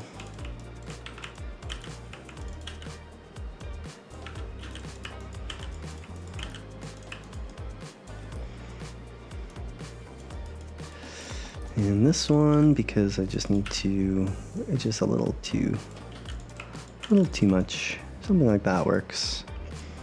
All right, awesome. So we have our old lunchbox. Now we can just mess around with this a little bit more if we want. We can just like, let's get this out a little bit. A little bit more, I think works. And we can mess around with this after. So like, you know, there's some things we can do, like don't make everything so straight, which we can mess around with after, just to create a little bit of like shape. Press B, you can use your soft select brush. Holding B, you can scale in how much mesh you want to like move, so we can slightly move our handle. And there's other things we can do. So basically that's the modeling, more or less, pretty straightforward, but we did go through a bunch of different little like things you can do, like different tools, mostly using the multi-cut and the target weld. Those are like the main two I use. And other than that, just typical modeling. So now we have this little lunchbox finished. We have to start the UV mapping process next. So let's just start that right now. Let's not waste any time. So before anything, we just need to, let's just save what we have. Now, one thing that I did notice is that this is not centered anymore. So a really good way to make sure, just like add one edge loop that you know is directly in the center. Then we can select our handle, and then I can just simply move this up to put it in the middle. I'm gonna use that as my guidance. So it's like something like that. Then we can turn off that's just a wireframe. We can double click this edge loop and just delete it because we don't need it. But as you can see, it's just going to basically center our handle for us, which is good because it does look like it goes below a little bit. So we can actually bring this down a little bit more. And I think that works. So when it comes to the UV mapping process, it's really only one tool, the 3D Cut and Sew UV tool. I feel like Maya has amazing texturing tools, and we're gonna definitely take advantage of their best tool in my opinion. So we can move around things afterwards, I think, once it's all done, once we do the UV mapping. So let's just go ahead and do that really quickly right now. And then we can figure out how we want everything to fit. Move things around a little bit to make it look more fun. I'll put this on. I don't like anything straight. I feel like in a real world, even like a handle like this would be slightly like sideways, you know, it's not gonna be so stiff looking. And we're gonna try to like look at our reference actually, look how crooked these things are, right? Because it's loose or it's not straight. So once it's UV'd, I think we're gonna mess around with it a little bit more. But we'll go on from there. So let's go ahead and let's start UVing. So before anything, obviously we have some other objects hidden as our backups. So we can just move these to the top. We can even group them if we'd like and call it like backup or something. I'm really bad for not naming things as I work. If you want to be more organized, do it. Honestly, just do whatever works best for you. So let's move our image planes to the top. We can just hide those. And we have all of our main, let's put our backup maybe at the top. So we have all of our objects.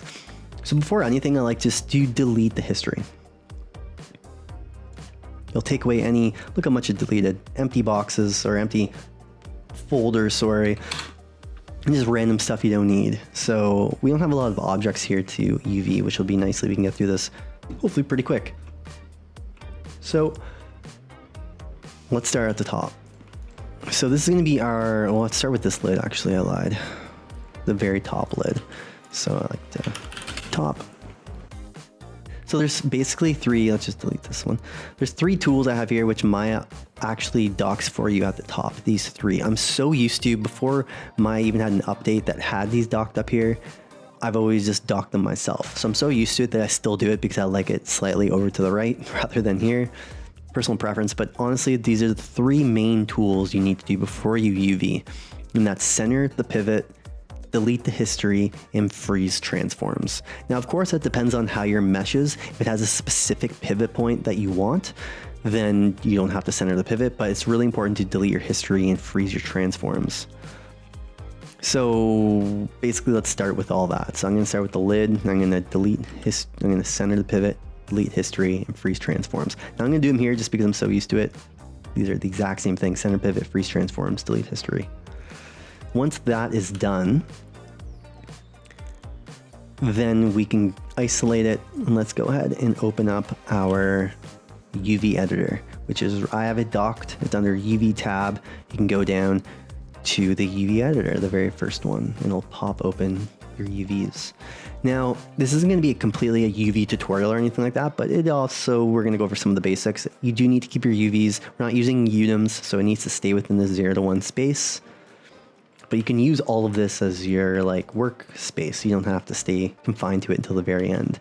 So let's just start off. As you can see, it's really messed up. We want a clean slate to work from. Basically a clean canvas so we can create those cuts wherever we want them. And the best way to do that is with a camera-based projection. So under the UV tab, we're going to go camera-based, which is just going to do a projection based on this camera view, which doesn't matter. You can do it from any camera view.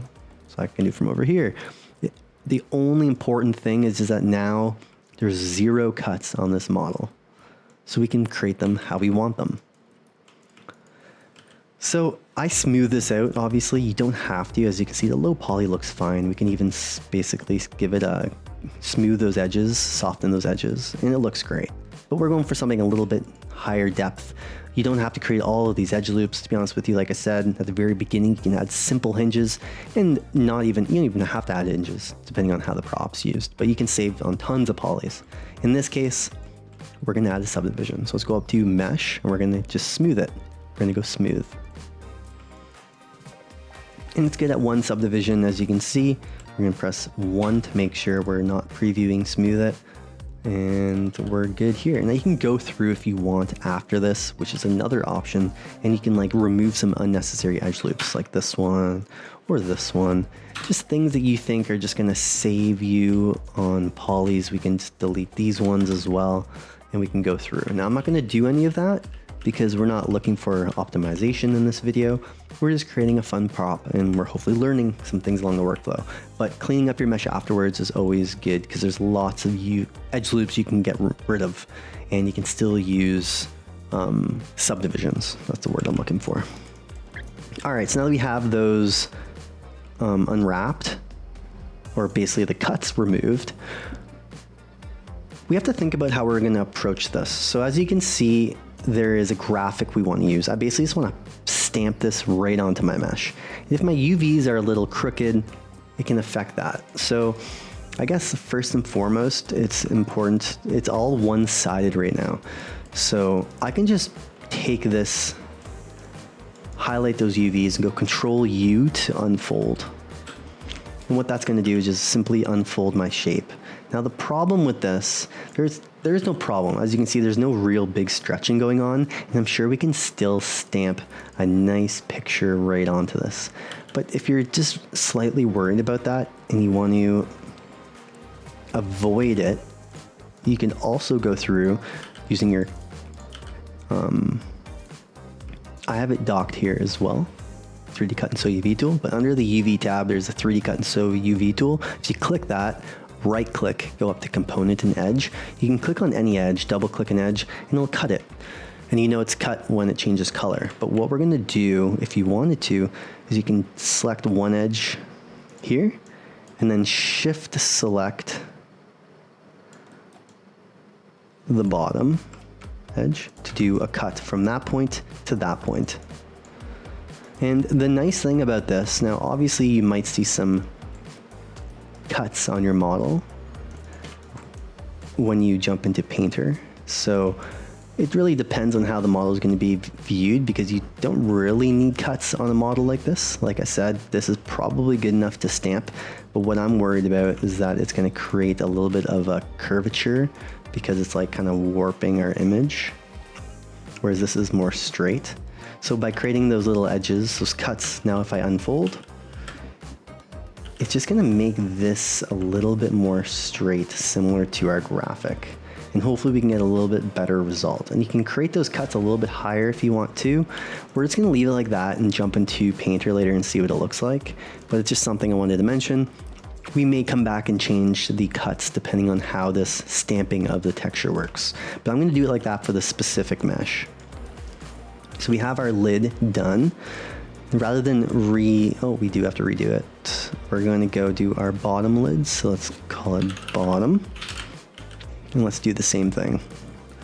Now this one does have faces. Let's go and delete those because we won't see them when it's closed.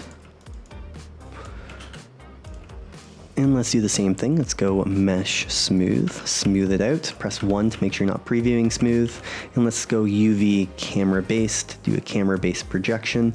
And then we're gonna go into our 3D Cut and Sew UV tool, right click, go to Component Edge.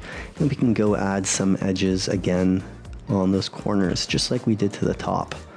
Now, like I said, you gotta be careful because it will create a cut on that corner, which you may see that UV seam later on in Painter. And if it's really bad, we can always come back and just like change it.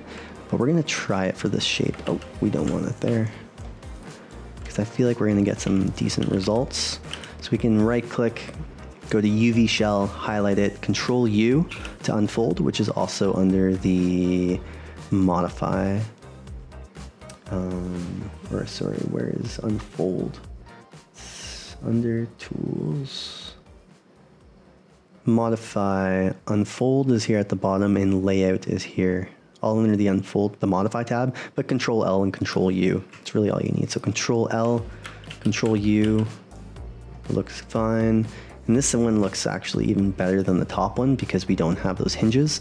So it's really unfolded nicely and we can stamp on that graphic. All right, so we have 2 of them done. Once you're done the UVs too, it's really nice to delete your history. As you can see, we have history here in our attribute editor. So if we delete it, it's just gonna get rid of some more information that we have. And let's do a save. Don't forget to save your project. Now we can do our little hinge. So this one does, it's preview smooth. So let's press 1 to get rid of that. And then let's go up to mesh and smooth it out and see what it looks like. I think that's fine with one subdivision. Let's go ahead and just isolate it and let's do some nice cuts. So once again, center pivot, freeze transforms, delete history. Let's go to our UV tab, 3D Cut and Sew UV tool, right click, Component Edge, and start clicking on those edges. So I'm gonna do one here. Let's see, where are we gonna do this? Actually, Control Z, I'm not gonna do it there. We're gonna do one on the inside edge and one on this inside edge, which separates the inside to the outside. You can see there's 2 colors. And then this is underneath, so we're not going to see underneath, so it's nice to put a cut. Well, first off, the object itself is floating, so let's just get that a little bit closer. We don't want that to happen. And let's isolate it, and we can do a cut on this side since you're not going to see this side.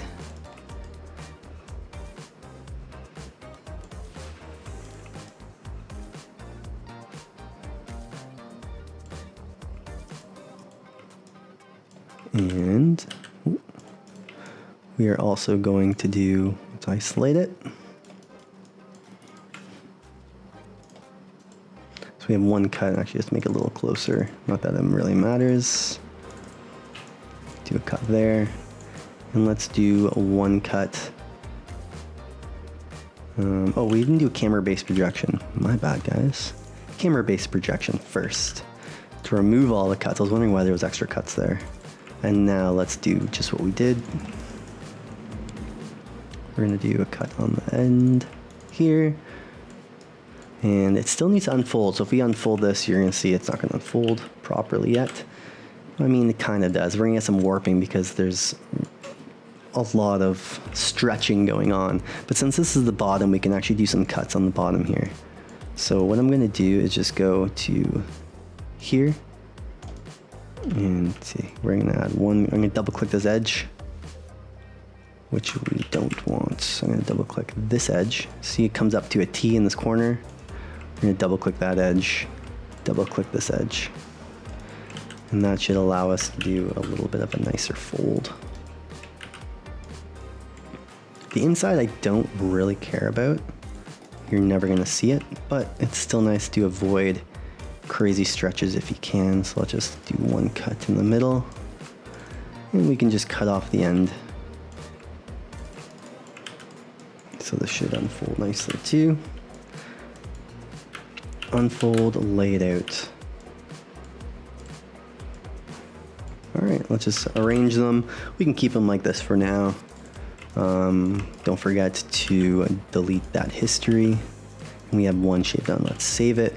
Let's do this one next. So this one's getting a little bit, our bend wasn't the best thing in the world, but we're gonna leave it. We're just gonna leave it and go with it. To be honest with you, we're gonna add, the only thing we're gonna do is just add an extra edge loop because I don't want it stretching so much, which I think will help. So delete center, freeze transformations, delete history, UV, camera-based projection, and we can go into the 3D cut and sew UV tool and just cut. And let's do one on the corner. That way when we unfold it, we get a long, nice straight pole. And you don't have to add a subdivision, but let's do it. We're gonna go mesh, smooth. To make it nice and smooth, delete history, that's fine. Okay, so let's go ahead and just group these. Fun thing is when you group stuff, your pivot will be centered, which is gonna make duplicating this really easy because we can just, first off, let's just unfold, lay these all out. So I'm not gonna try and make this too confusing, but you probably heard about texel density, and it's the amount of detail and how many texels or pixels you have to work with within this 0 to 1 space. So the smaller the shell is, the less pixels, the less texels it's gonna have, and vice versa. If it's larger, the more it's gonna have, which means the more detail you're gonna have in the mesh. So when you lay out all your shells together, Maya will automatically give them equal texel density. So it's gonna make this shell this specific size because this shell needs to be this size for them to have the exact same amount of texels. And you can see that by these little squares that you're seeing from the grid pattern that we have selected here. They're going to be the same size, and you can have a better idea if I enlarge them. You can see all these squares on this are going to be the exact same size because it's giving them equal pixels basically. So I like to just lay them all out ahead of time. Don't mind the train in the background. And then I like to move them to the side. And the big reason for that is because we are going to actually create duplicates of this, and I want the UVs to be stacked, sharing the same UV space. So I'm gonna basically take these and group them, which, like I said, will put the pivot in the middle. So when we do our handy dandy duplicate special, it's gonna flip it over to the exact opposite side. which is exactly what we want. Now it depends on the look you're going for. To be honest, some references have the thing a little bit closer. These ones are almost to the edge. I think they might be a little wide. So let's just go back and let's delete this one. Let's go to our first one and let's just slide these in a little bit. And let's slide this in a little bit, just a little bit. And now we can go back to our group, which is still centered. Edit, duplicate, special. I'm just gonna be a little bit closer, which I think I want.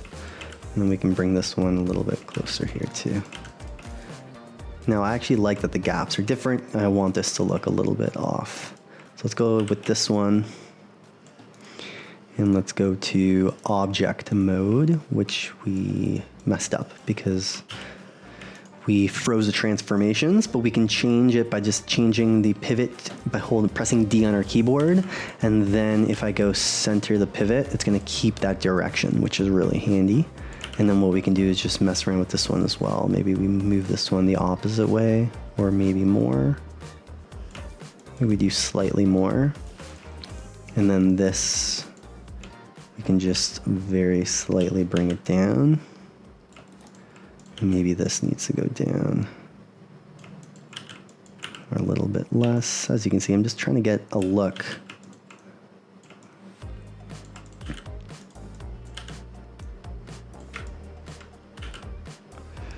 And we're gonna turn this slightly so it looks like it's kind of curved into it a little bit more, which I think works.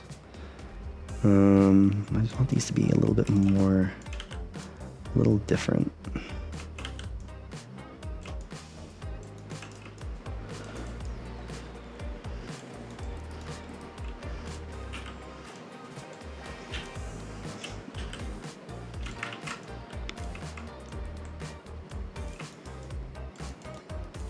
So it looks a little different. This one's more turned, this one's not. Anyways, save. Let's do our handle next. So these I'm actually going to group together since they're sharing the same UV space. We'll call them more like hinges, I guess. I'm not sure what they are. Delete history. Let's do our strap next.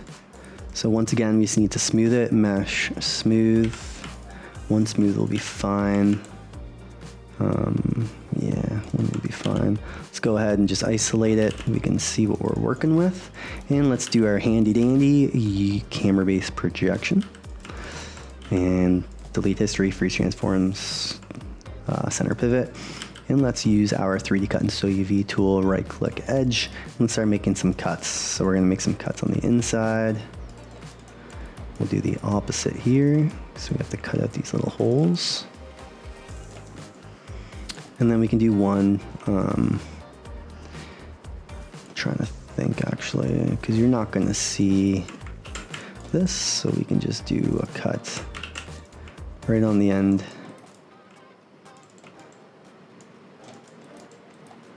And we'll do one on the top, and one on the bottom. I think that makes sense. This should work.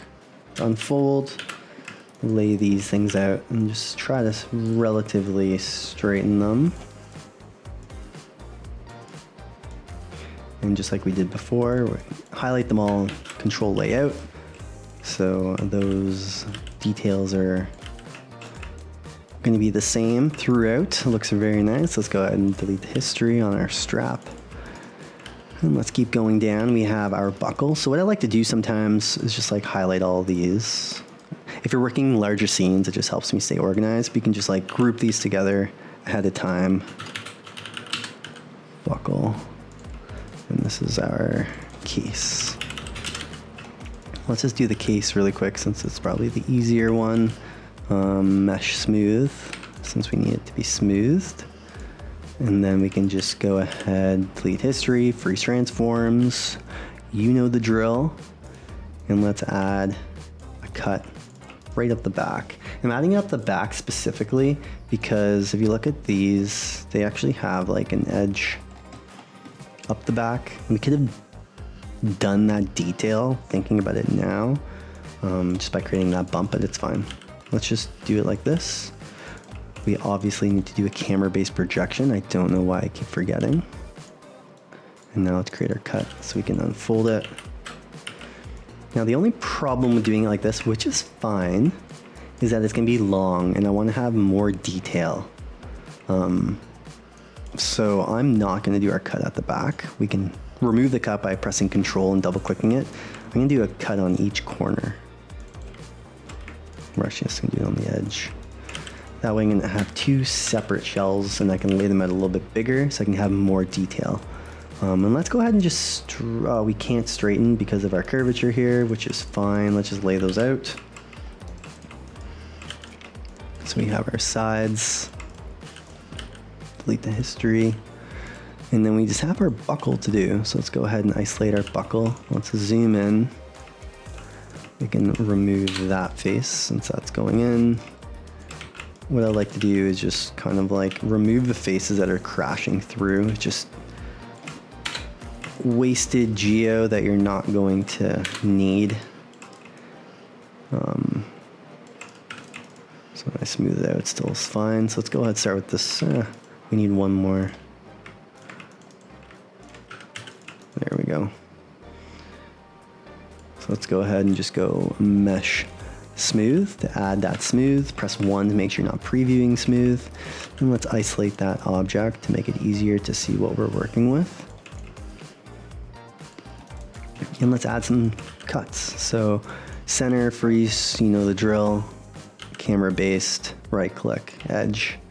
And I'm going to start off by just cutting off the top.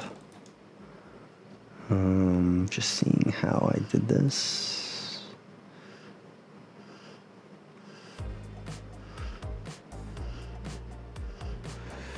Yeah, so we can just do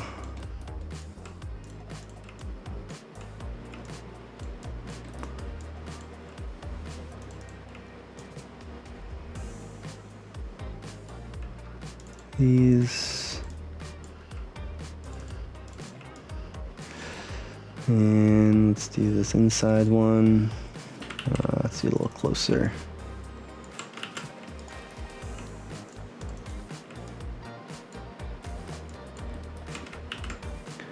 I'm doing a cut on each side so I can loop around to this other side, ideally, but see, it's being annoying. So let's just do a cut here, and a cut between them.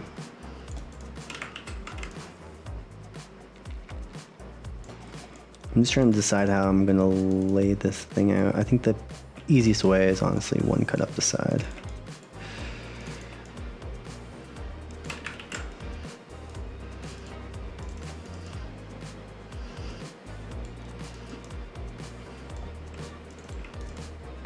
And then the inside,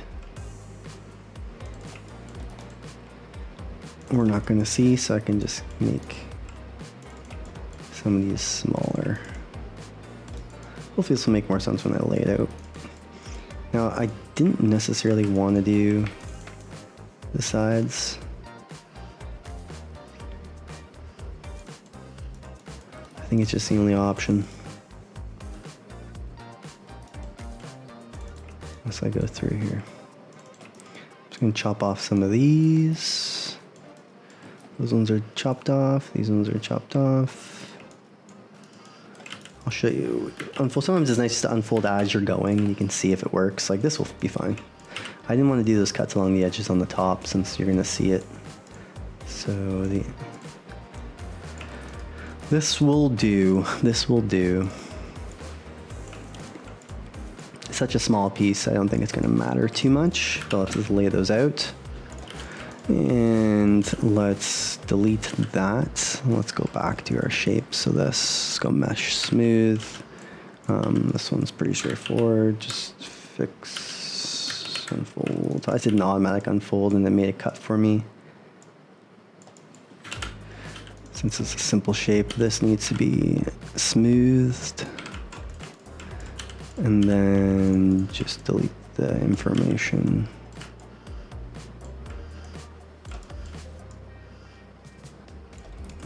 And this one, camera based. isolate it, same thing. I'm just going to do a cut on the bottom and a cut on the middle. Separate the two sides. Very straightforward.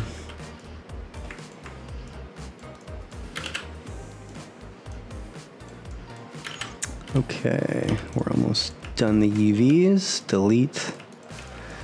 We just have this one. Very simple. UV camera based. Since there's nothing, we can just keep it like it is. Same with this one. Also, you can go through, and we didn't combine our edges, so we technically have sides that are n-gons because they're not attached to anything, but it wouldn't actually do anything because it's a flat face. It's a crazy thing to say, but n-gons don't really matter if it's a flat face. Like, you wouldn't notice. If I had this deleted and I had this like weird n-gon here, you won't see any artifacts because it's a flat face. So, that's just, it is what it is. But you should still try to avoid having n-gons because they don't look nice. All right, so we have our buckle UV'd. So let's go ahead and select our buckle and let's just lay out all of these components together. So it's going to give us the same texel density. So everything's going to be equal. Now, we still have to lay out our UVs. So I'm going to, what I'd like to do for stuff that's sharing UVs, I like to move those to the side. Because I don't want to lay out these because they're going to, if I lay them out, for example, it's going to separate the stacking, and I don't want that. So what we're going to do is highlight all of our objects. Since we have these moved aside, I can go ahead and just lay these out. Now it's going to do the texel density thing. Because our case is so big, it's making these little components very small, very, very tiny. And I don't want them that tiny because I want more detail. So we're going to manually kind of do it ourselves, and I'll show you what I mean. So we're going to start by selecting our biggest objects in our scene, the really important ones, which are basically these three. I'm going to start off by just laying these out. Now, it's going to texel density thing, but I want these to be a little bit bigger because I want them to take up all of my space. So I'll start off by laying those out and laying these out. And these lids are really important, right? Because they're going to be our...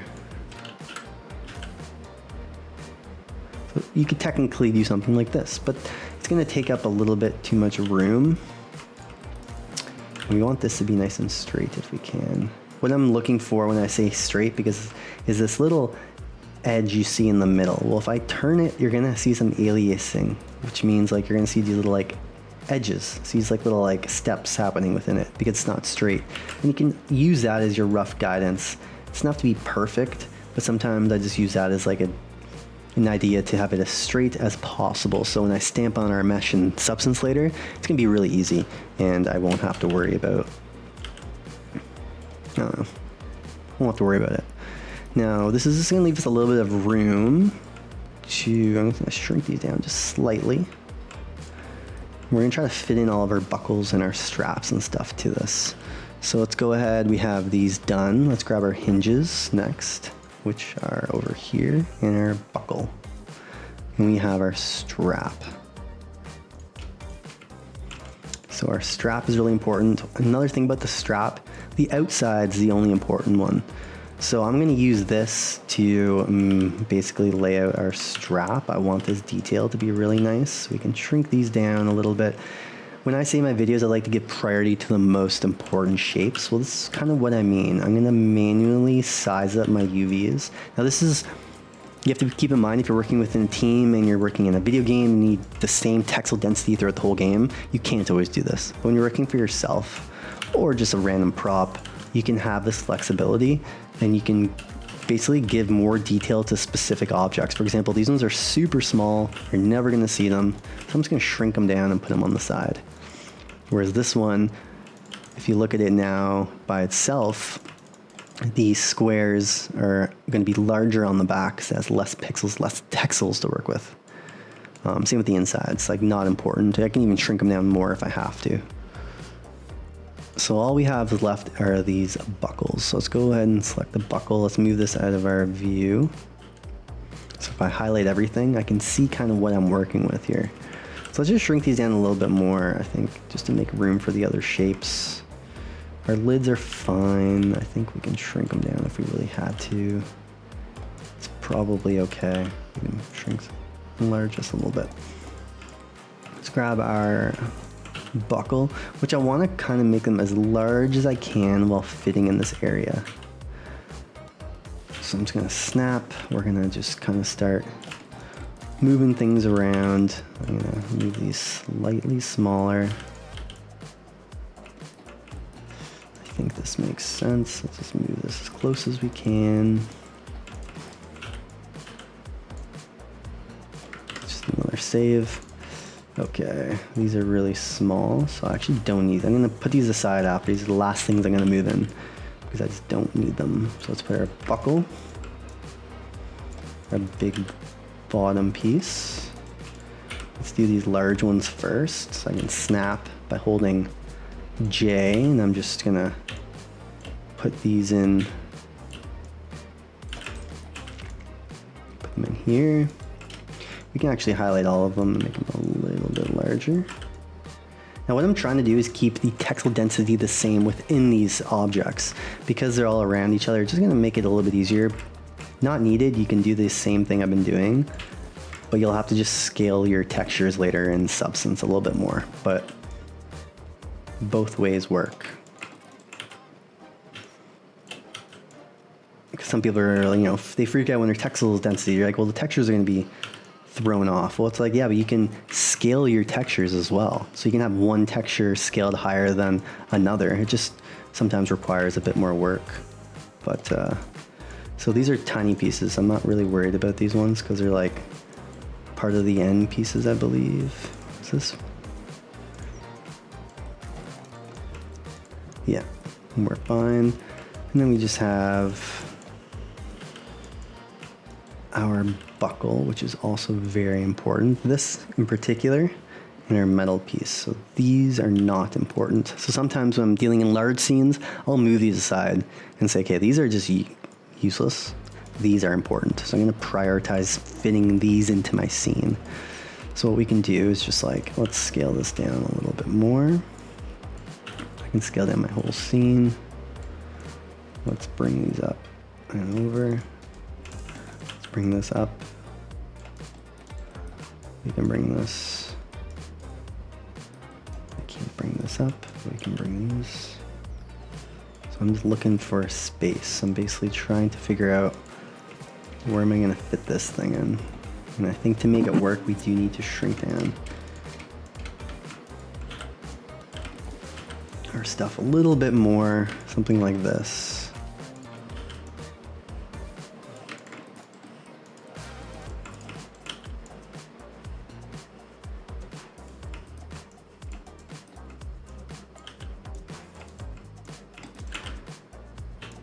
So I'm just moving these around. This does not need to be so big because it's just a metal pole, but we'll fill in the space. This is an important piece. These are a buckle. So I want this to be as big as I can get it. I think this will have to go here. It's the only way to fit it. So I think what we're gonna do is actually move this down. Seeing how I'm doing this hopefully is helpful, just to see how I'm moving things around. I'm not staying stuck to one specific spot. Seeing if I move that, it opens up a little bit more room for this thing to stay big.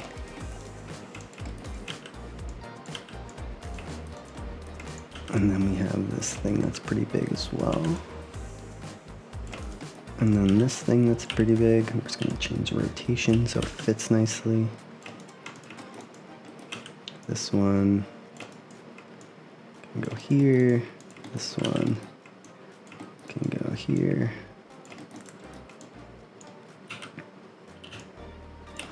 So we'll still have to change some stuff around, seeing what's important. So this is important. It's part of the buckle. This is just the clip.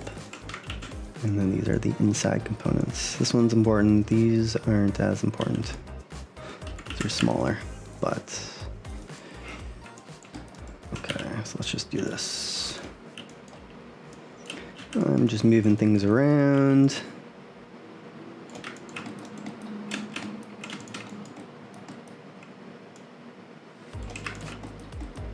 Make sure it's not going over. We can do some stuff here. We can find room for these. This is the inside, not important. This is more important.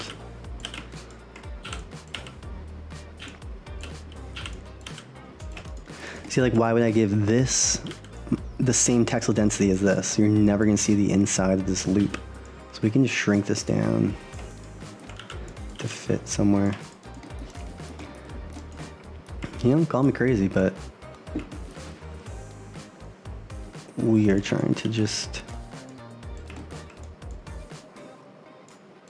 save space where we can, you know, because there's no point.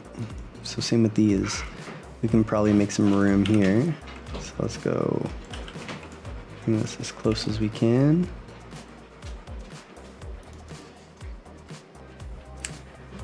Trying to think where we can fit some stuff. I'm going to, this needs to be big too. This is our buckle.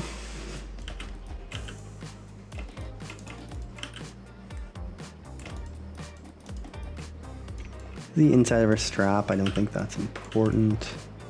I don't want it to be too small, but it will be fine. So let's just fit this in.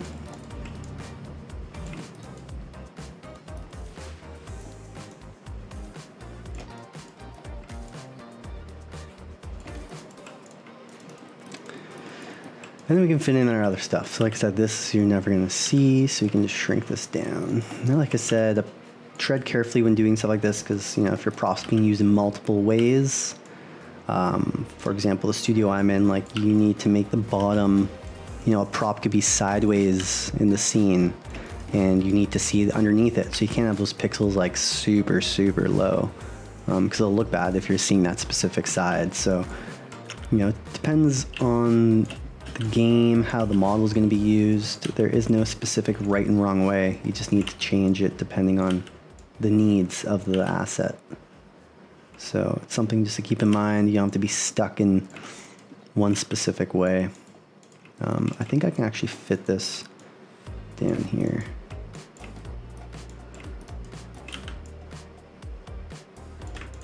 There we go. Let's fit all these here. These you're never going to see. I'm not really worried about these. All right, so we fit all of our stuff. And you can always highlight them all with your grid pattern to see, you know, how things are looking, but I think this will do. So what next is just to basically group these together. Let's call it our lunchbox. There's a few extra things I thought would be fun to do to make it just even more realistic, I guess you can say. But I wanted to add stickers. I love adding stickers onto some of my props, and actually I thought you can simply just paste those onto your mesh, and that's going to be very easy. But it's always fun to take it a step further and create that geometry so you can see the bump from the sticker, or having like peeling off, for example. So there's a couple things we can do. One really easy way to do it is to, let me see, what we're going to do.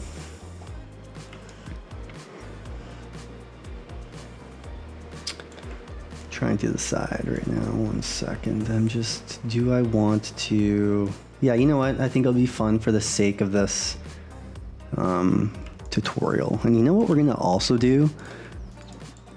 We're gonna add a little bit more details. I'm just gonna add in a sphere. We're gonna rotate this sideways.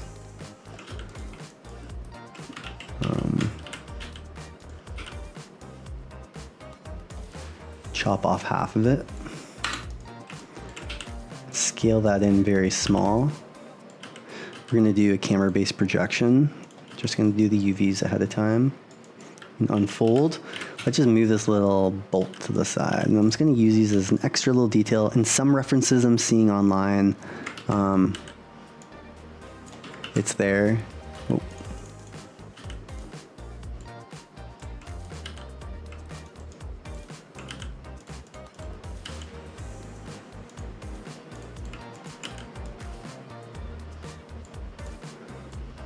In some references it's not, but it's, you know, little details you can add go a long way, I think.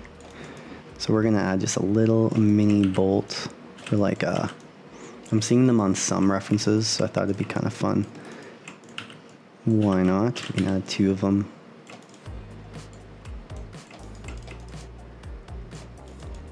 You can add those onto the mesh, and you can either add 2 or we can do 4. I'm not sure if 4 will be too much. Yeah, I liked it with 2. Let's just do the 2.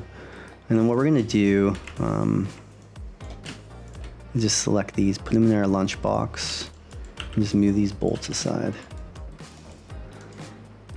And we need to find some room.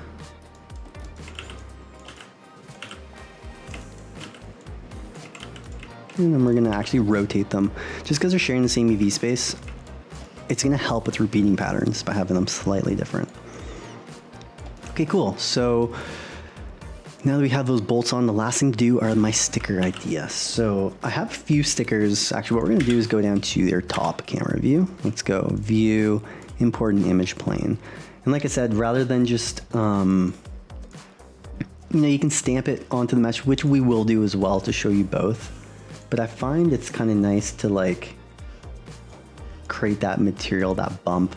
I don't know, it just looks nice. And there's a couple fun stickers I think we can use. I've searched up like old school stickers. I have no idea what this is, but apparently it's an old comic or something. But what we're gonna do is just model this specific shape really quick. So let's just add a square. I'm gonna center it. We can close this right now. We're gonna add a few edge loops, and then really quickly and really easily, we are going to trace this. Now, it'll make more sense in a second. So let's start tracing. We can add wireframe if we want. Let's add some more edge loops. So I'm just gonna click random places.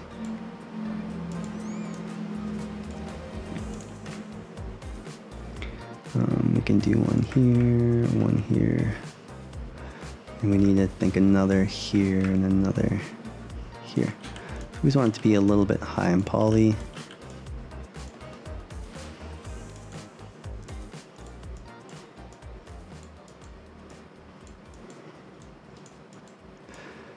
And really quickly, not going to take up too much time.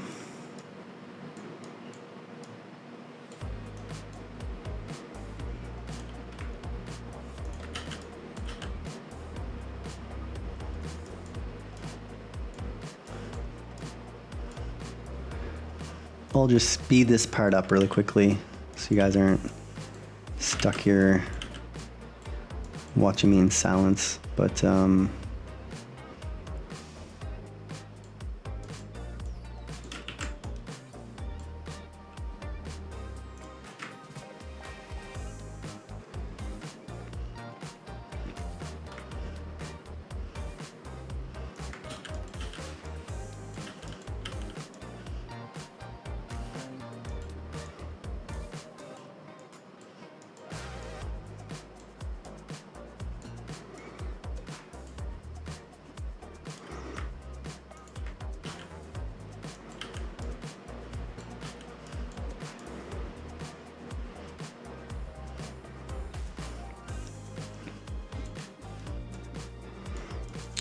what I'm actually going to do is just bring this down.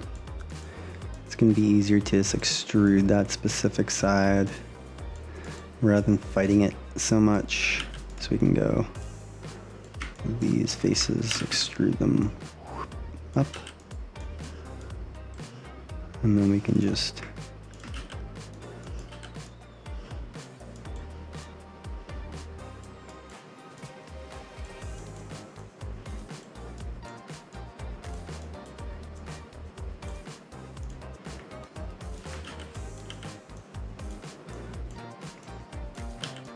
Now, of course, you can simplify this as well. So you don't need to add so many polys, but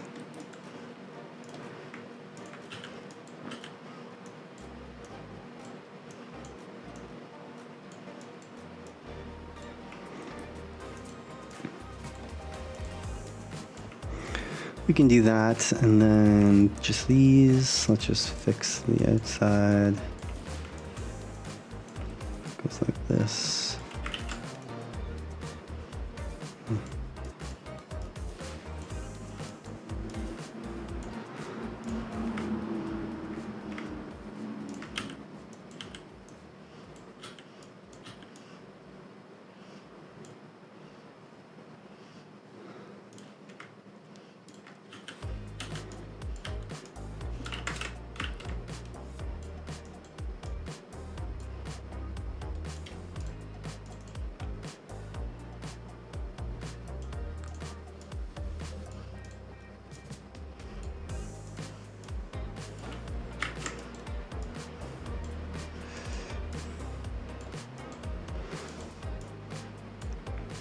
Something like this, and what we can do actually after is just simply, I'll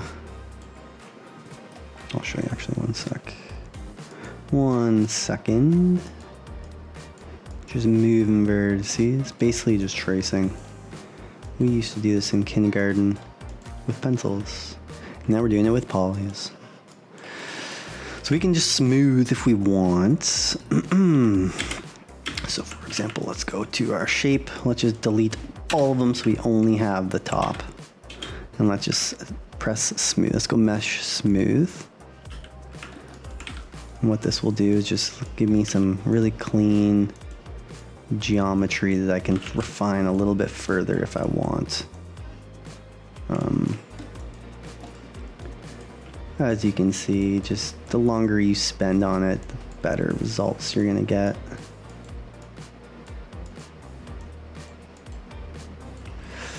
I think that looks fine. Let's just move these. Makes it a bit more round. This is all fine. This is good. Let's just move this.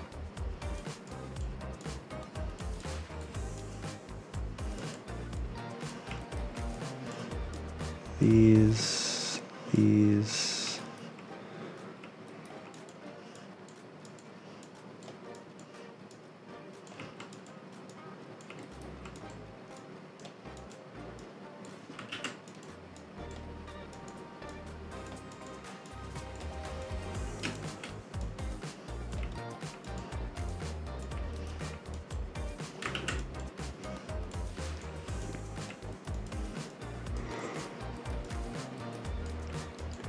All right, and I think we're basically there. So the fun thing is with this is that we have our shape and we can actually just like stamp this onto our mesh after. We're gonna extrude this down the edges. And if I press smooth, you get this really nice bump or like bend, I guess you can say. So let's go mesh and let's smooth it one more time. And then what we can do is just take this center freeze. Now we don't have to do that extra smooth if we don't want to, because it's obviously very high in polys. But the fun thing is that now we have a sticker that we can like put on our box, on our, here one sec, this is just looking a little bit pointy.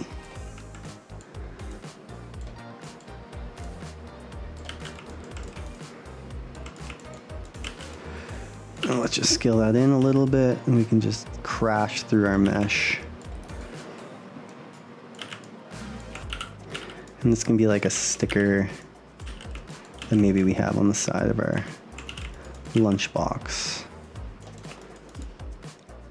And it's going to create some cool bump when we decide to add that. And we can do the exact same thing. So we can delete that now. Let's save. Let's go back to our top view. And let's do the same thing. Let's just go import image plane. And let's go back to our lunchbox and let's do one more. We'll do the rest. Or I guess we'll do two more. We'll do a Snoopy because I feel like It's an old school.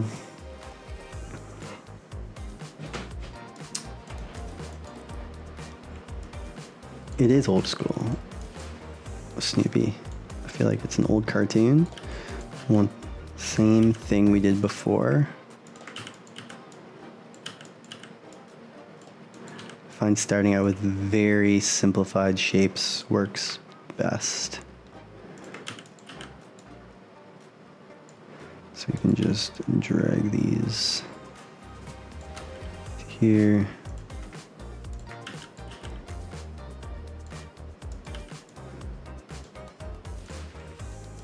Just adding them as I go.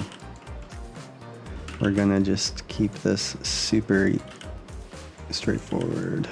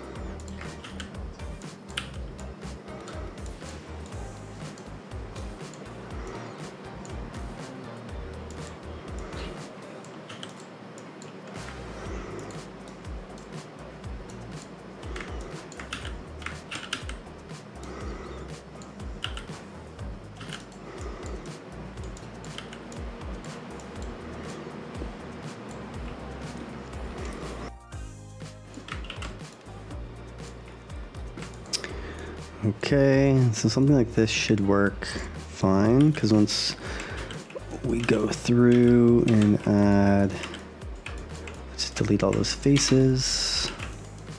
We're gonna go smooth it. Smooth, we can go back to our top-down view. And we can just do a little bit. I'm gonna do a soft select brush.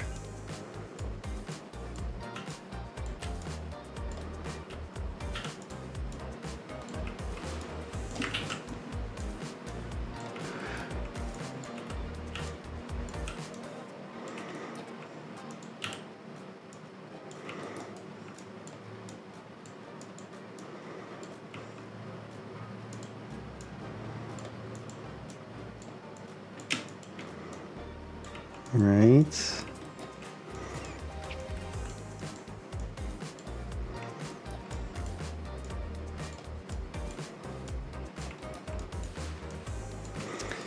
All right, we're almost done. I think we just need to simplify the shape a little bit.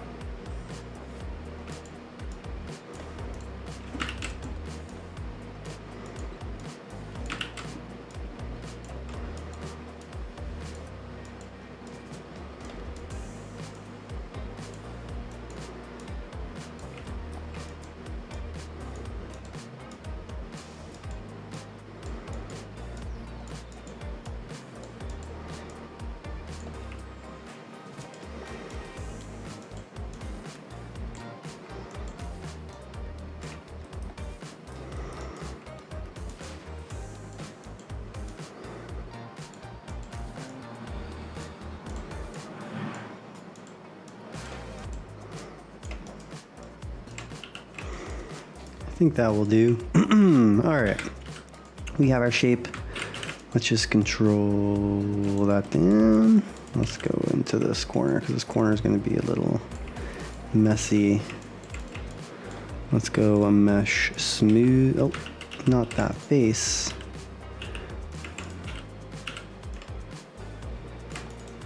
All right, so we have our Snoopy shape. Let's just go delete history. Let's snap that sideways. And you get the idea, like you could keep going and do a bunch of stickers, and I think it would look really cool.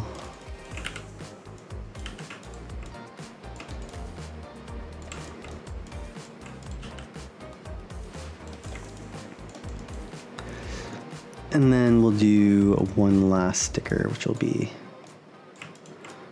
the smiley face, which is super easy as well because it's just a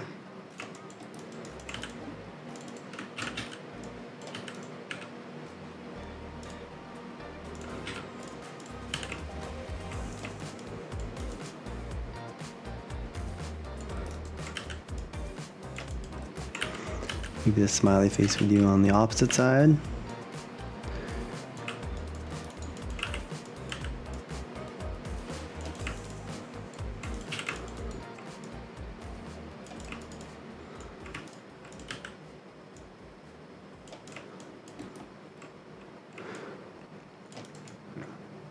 What do you think? We could do, I don't know if we should do one more. Let's go file. Let's see what else we got. What other ones did I find?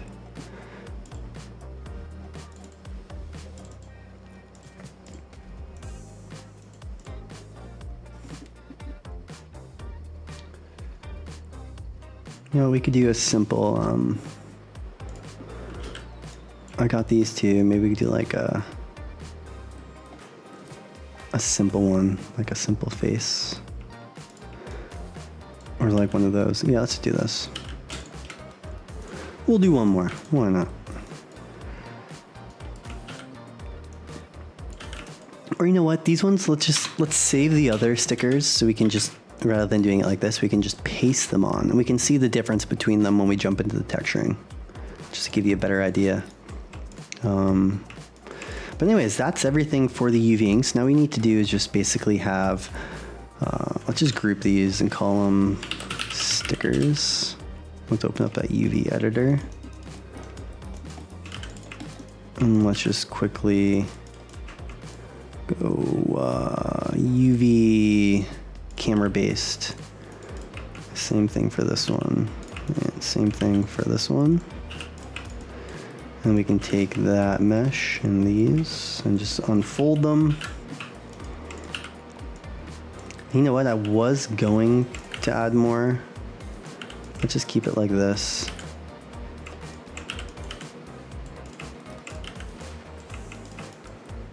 We'll add 3 stickers on a second texture set, so we can jump back and add more if we really want to. Let's group this together and let's call it Lunchbox. And that's it. We basically have our object done. So now we need to just add a material to these groups. Let's go to Lunchbox. Let's right click and go new material. It doesn't really matter. I mean, if it's going somewhere specific, back into Maya, maybe use like a standard surface or something. I'm just gonna do a blend. And we'll call this Lunchbox text. And then we'll call this, right click, new material, and we'll call this stickers text for texture. All right, so we have our 2 materials applied. So all we have to do now is just export this thing. We can jump over to Substance Painter and we can start the texturing. Now I'm gonna just make this very slightly thinner. Just so I can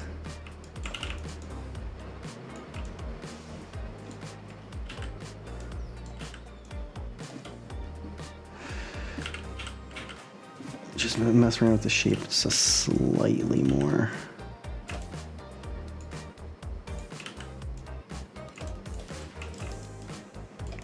To make it a little bit more turned than the other one was. All right, guys, so let's export this thing. Let's jump over to Substance and we can start the most fun part, I think, the texturing. All right. Catch you in the next one.